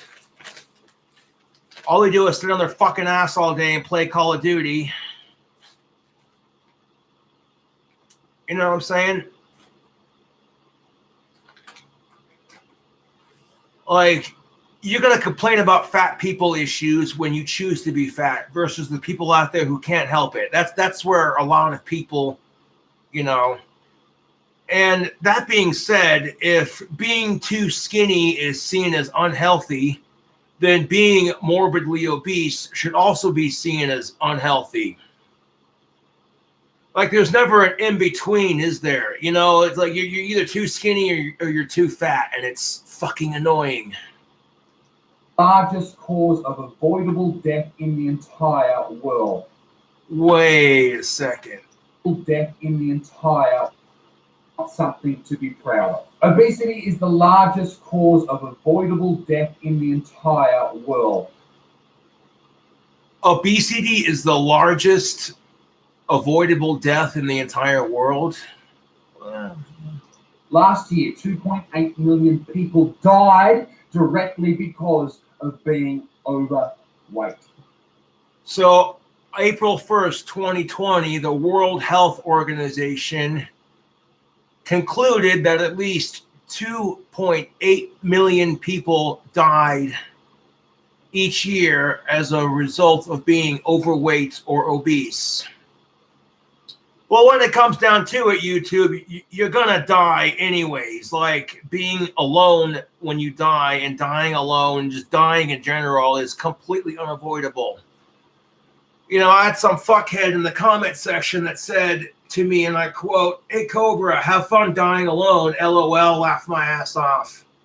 And I says to him, I says, "Dude, we all die alone. You're no exception. Have a nice day."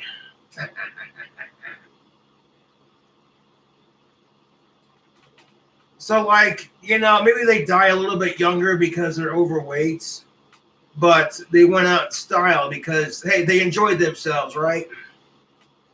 You're sitting there miserably chomping away at some goddamn fucking tofu seaweed wrapped veggie bar. Like, look at me, I'm health conscious, and the person sitting next to you is going, "Check this out. What the hell is that? This is a bacon wrapped deep fried Twinkie and a bacon wrapped deep fried Snickers." Oh yeah. Probably gonna have like 4 heart attacks on the way home eating it, but that's all right. You're sitting there at the traffic light like, "Oh, that was so good. Fuck. Ow. That was so good." You're sitting there going, "How come I can't feel anything in my left arm?" Okay, stop.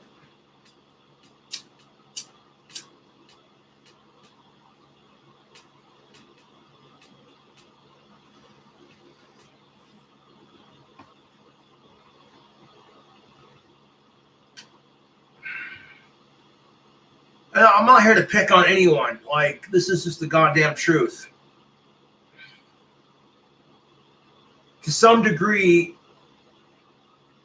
and this is a result of the fashion industry telling women you're too fat. This is exactly what it is.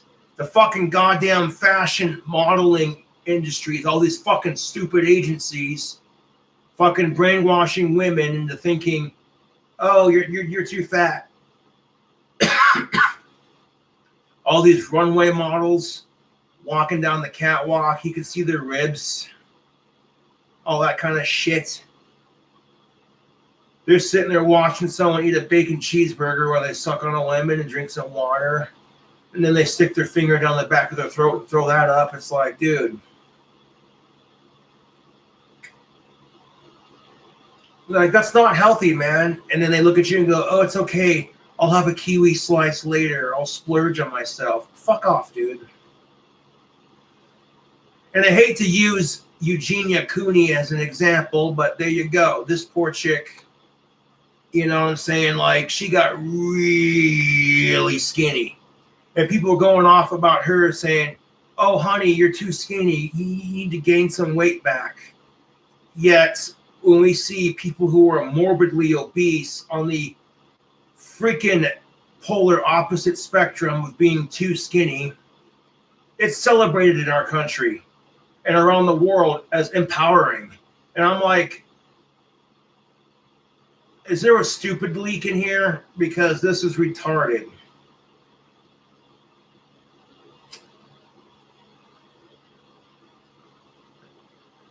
So if Eugenia Cooney, she's an awesome chick, by the way, shout out to her, you know,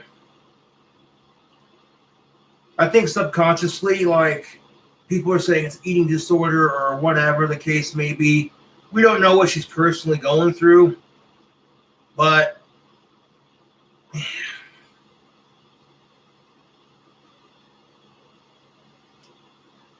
Like you saw what Eugenia Cooney looked like when she first started making YouTube videos. She had a healthy weight on her. She wasn't too skinny.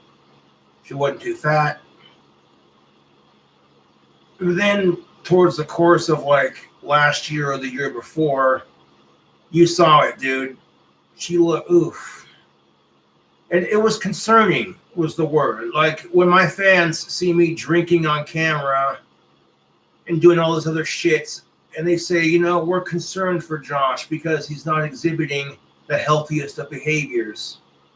Whatever, okay, I get it to some degree.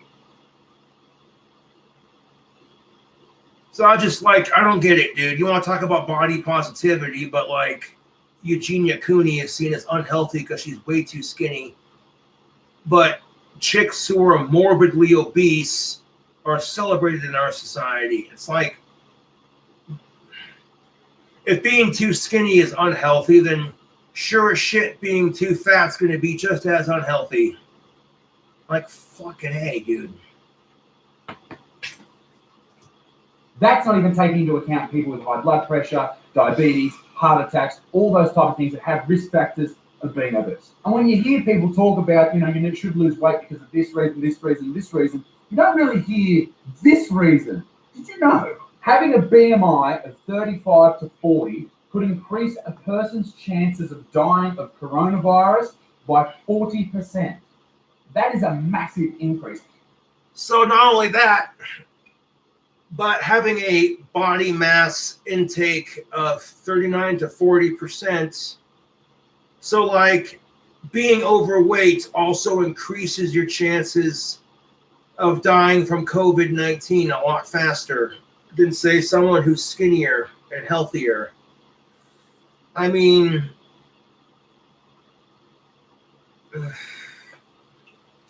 we need to, and I quote, shed some light on the subject. Okay.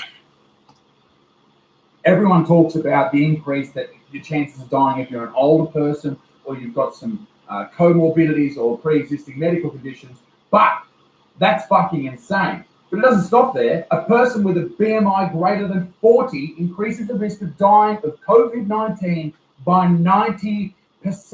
So if you are morbidly obese, which this video is about Lizzo, and I'm sorry, but she is, she could very well pass away from this virus, not because of any other pre-existing medical condition, just because she's overweight, and yet people like her champion the fact that they are extremely overweight. Yeah, and this is where it gets fucked. Lizzo tries to lose some weight and she tries to be a little bit healthier, and people give her shit for it. I'm sitting here like, are you fucking kidding me right now? I've seen it. I saw it in this video. I was like, wait a minute. There's so much ass backwards bullshit in our society. It just makes my fucking head spin.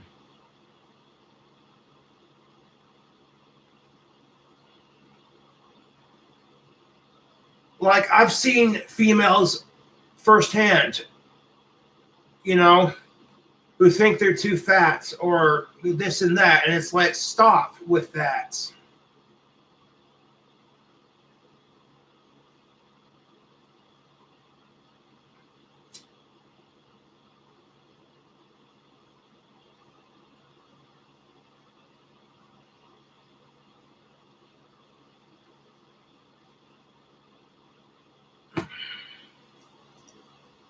Don't think giving up and saying that, no, I can't change that ever about myself. I don't think that's a positive thing to do in any part of your life, let alone when it comes to your body. But here's the real kicker. Just last week, Lizzo posted this video on her gram and TikTok. She was starting a juice cleanse. Now, juice cleanses are fucking bullshit, but she started a juice cleanse because she wanted to get a little bit healthier. And the woke mob who loved her, who championed her, who would have put her on their shoulders if it didn't risk dramatic deterioration of their AC joint in their shoulders, they went after her hard for promoting diet culture. Lizzo now, let's talk about her. So she is calling out her haters after sharing details of her 10-day smoothie detox on TikTok. Now, critics slammed her, saying they're disappointed that she would do a fad diet. But Lizzo says it had absolutely nothing to do with losing weight. What a strange world we live in when you're...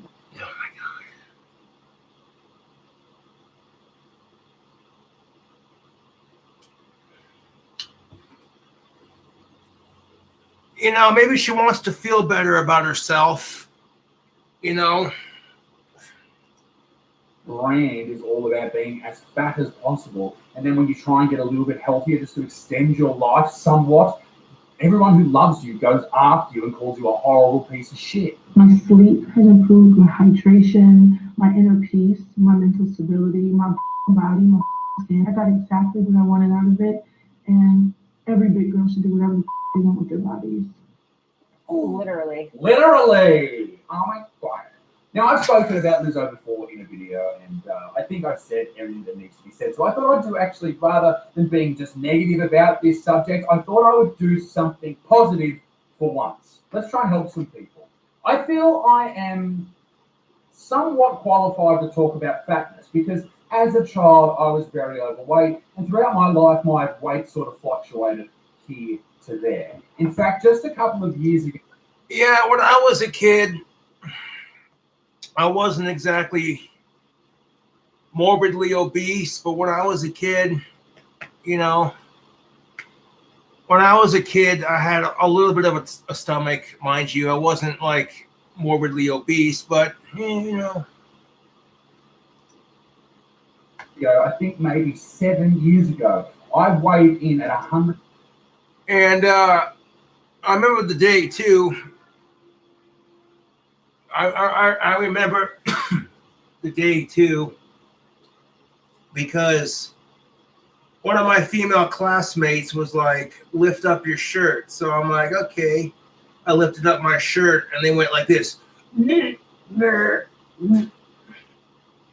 And subconsciously, that stuck with me to this very day. It's one of the reasons why I have an eating disorder to some degree. Because I think back to that, you know, high school's high school. It's whatever, dude. But like, you know, that's why I feel self-conscious about shit when I eat. Like, so women think they're the only ones who understand this issue. It's like, no, dude, men go through this crap too. And I'm like, you know, part of me goes, dude, that's nonsense. High school is high school. Who gives a fuck if you're a little bit pudgy? You know, doesn't matter what the shit. And you're a grown ass man, you're almost 30, you need to eat to stay active and all this other shit.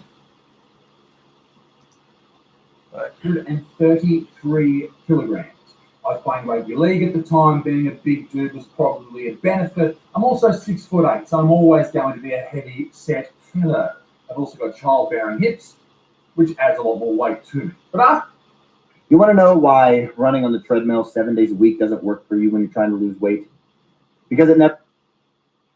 After I stopped playing, I thought, you know what, I need to do something about this. And I tried different diets and different ideas, but I didn't really understand nutrition. And this is the point of this part of the video. I want to try and help some people. I want to set a challenge to every single person watching this right now to, in 12 months from now, in December 2021, I want you to be a fucking 10 times better person physically than you are right now, and a 10 times better person mentally as well, which I think is a byproduct of changing your physical form. Now, the first diet that I ever really went on that helped was the keto diet. The reason I went on the keto diet was to fight my epilepsy. Now, I had read that kids with epilepsy that didn't really respond to medication were going on the ketogenic diet. So basically, I thought it might help me as well. So the keto diet is a high-fat diet, animal fat, coconut oil, peanut butter, all that shit. I mean, that's only listing of 3 fats, but you know what I mean. High fat, no carbs.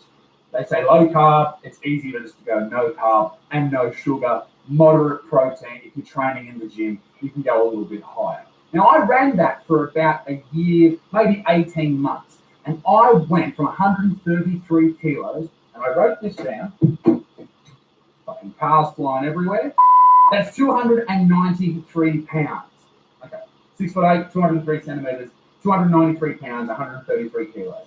In 18 months, I went from that weight. I lost almost 100 pounds and I went down to 94 kilos. Now that was a little bit too skinny, and I still had some parts of my body that I wasn't overly happy with. I think there was a lot of muscle waste as well. So I probably should have transitioned into a more standard diet quicker, but I didn't. And then after that, I did something that I probably shouldn't have. Rather than keeping my calories low and staying on a particular diet, I went on tour and I went full fucking ham. I'm eating fucking takeaway food, sucking down the beers. And the problem with being on tour doing comedy shows is when you finish a show and you're hungry, you don't want to eat beforehand because it slows you down. The only option you really have is Macca's. Anyway, after 2.5 years of touring and doing all that shit, I put on quite a bit of weight. And I got to 122, 23 kilos. Now, I found out that I was getting quite fat because I went to my local service station and the gentleman behind the counter said, "Wow, Isaac Butterfield, you've gotten really fat." Now, after screaming at that man for a good 15 fucking minutes, I had the shits. I thought to myself, I need to change something. So I decided I needed to make a change, and the change I was going to make was to go balls deep back into the keto diet, but that wasn't enough at this point. I decided that I was also going to integrate some intermittent fasting, which means not only would I not eat carbs, not eat sugar, but eat a high-fat diet with a moderate protein intake. I would also not eat until about 3 o'clock every single afternoon after I went to the gym. And that was a big part too. You've got to go and train the fucking house down. So I did that for a number of months, about 8 or 9 months to be exact. And my body fat percentage went from about 24% down to 15.5. I went from 123 kilos to 107, and I'm very bloody happy to where I am right now. I'll probably jump back into the diet maybe in January, but we'll see what happens with that. Now, I also would like to point out that a keto diet isn't the magic bullet that I used to think it was. It does have some benefits. It definitely helps with the epilepsy symptoms, but it is just a great way to eat a calorie deficit, and that's what it's all about. I'll link below a calorie calculator if you want to lose weight, figure out what the maintenance calories you should be eating to maintain the weight that you currently are, and then eat 20 to 25% below that.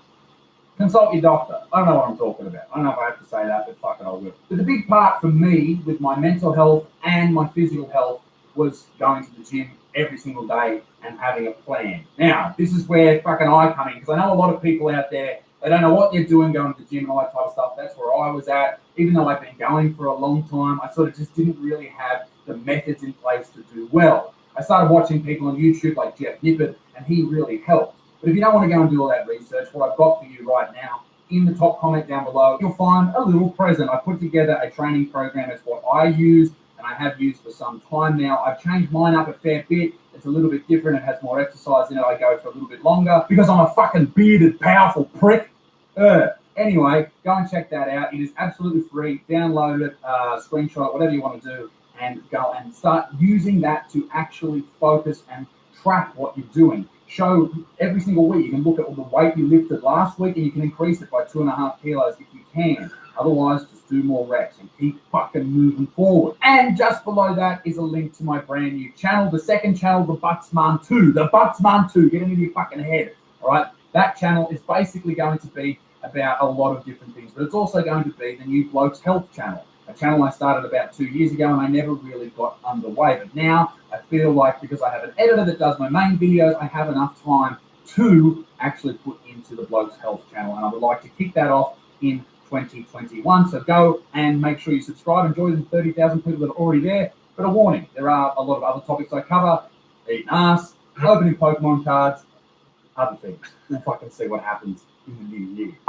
As far as intermittent fasting is concerned, don't eat till 3 o'clock, then you don't have such a big period of time to eat throughout the day. You won't eat as many calories. At least that's what I found in my situation. But I really do hope that by doing this, by cutting your carbs, controlling your calories, and training every single day, that everyone watching this will be a better version of themselves in 12 months' time. You will achieve things you wouldn't believe. Okay, when I started this program, I could do 2 pull-ups, fucking 2 of the dogs. Now I'm doing sets of 15, 4 sets of 15, and I'm even adding weight to it. The other day I did 3 sets of 8 with a 20-kilo plate between my legs, which is something I never thought I'd be able to do. But the reason I was able to do this, number one, was weight loss, so you can obviously lift more when way less. Weight loss and consistency. That is the key here. Consistency with your diet, consistency with your mindset, and consistency with your training plan, the one that I've given you down there, and you can add to it, you can take away whatever fucking works for you. I have more exercises in my daily plan. And if you haven't looked at the daily plan yet, basically what it is a push-pull leg split. One day you're doing some pushing, all right? Then the next day you're doing some pulling, and then you're doing some legs. I'm not going to show you my legs because I'm not wearing pants at the moment. Anyway, ladies and gentlemen, go and check that out. And for the next year, this is the last video of the year. Holy shit. This is the last video of the year. We've done hundreds of videos this year. But for next year, eat less, move more, and train harder. That's my fucking 3, I don't know. Maybe I should put them in Latin or something and make them seem more intuitive. Ladies and gentlemen, thank you very much for joining us this year. I really do care, and well, I don't really care about you. Fuck you. No, I do. I love you guys. I love you guys. You've given me you've given me the career I wanted. You've given me the job I wanted. You allow me to feed my greyhounds. I fucking love you guys. Beautiful motherfucker. Peace in the Middle East. You big steeds. Keep it moist. And I'll see you in the new year. Toodaloo. Allah. Bye. Oh, YouTube. That, yep. 4-hour stream. Oh my God, why? Yep. Anyways, thank you for watching. I'll catch you later.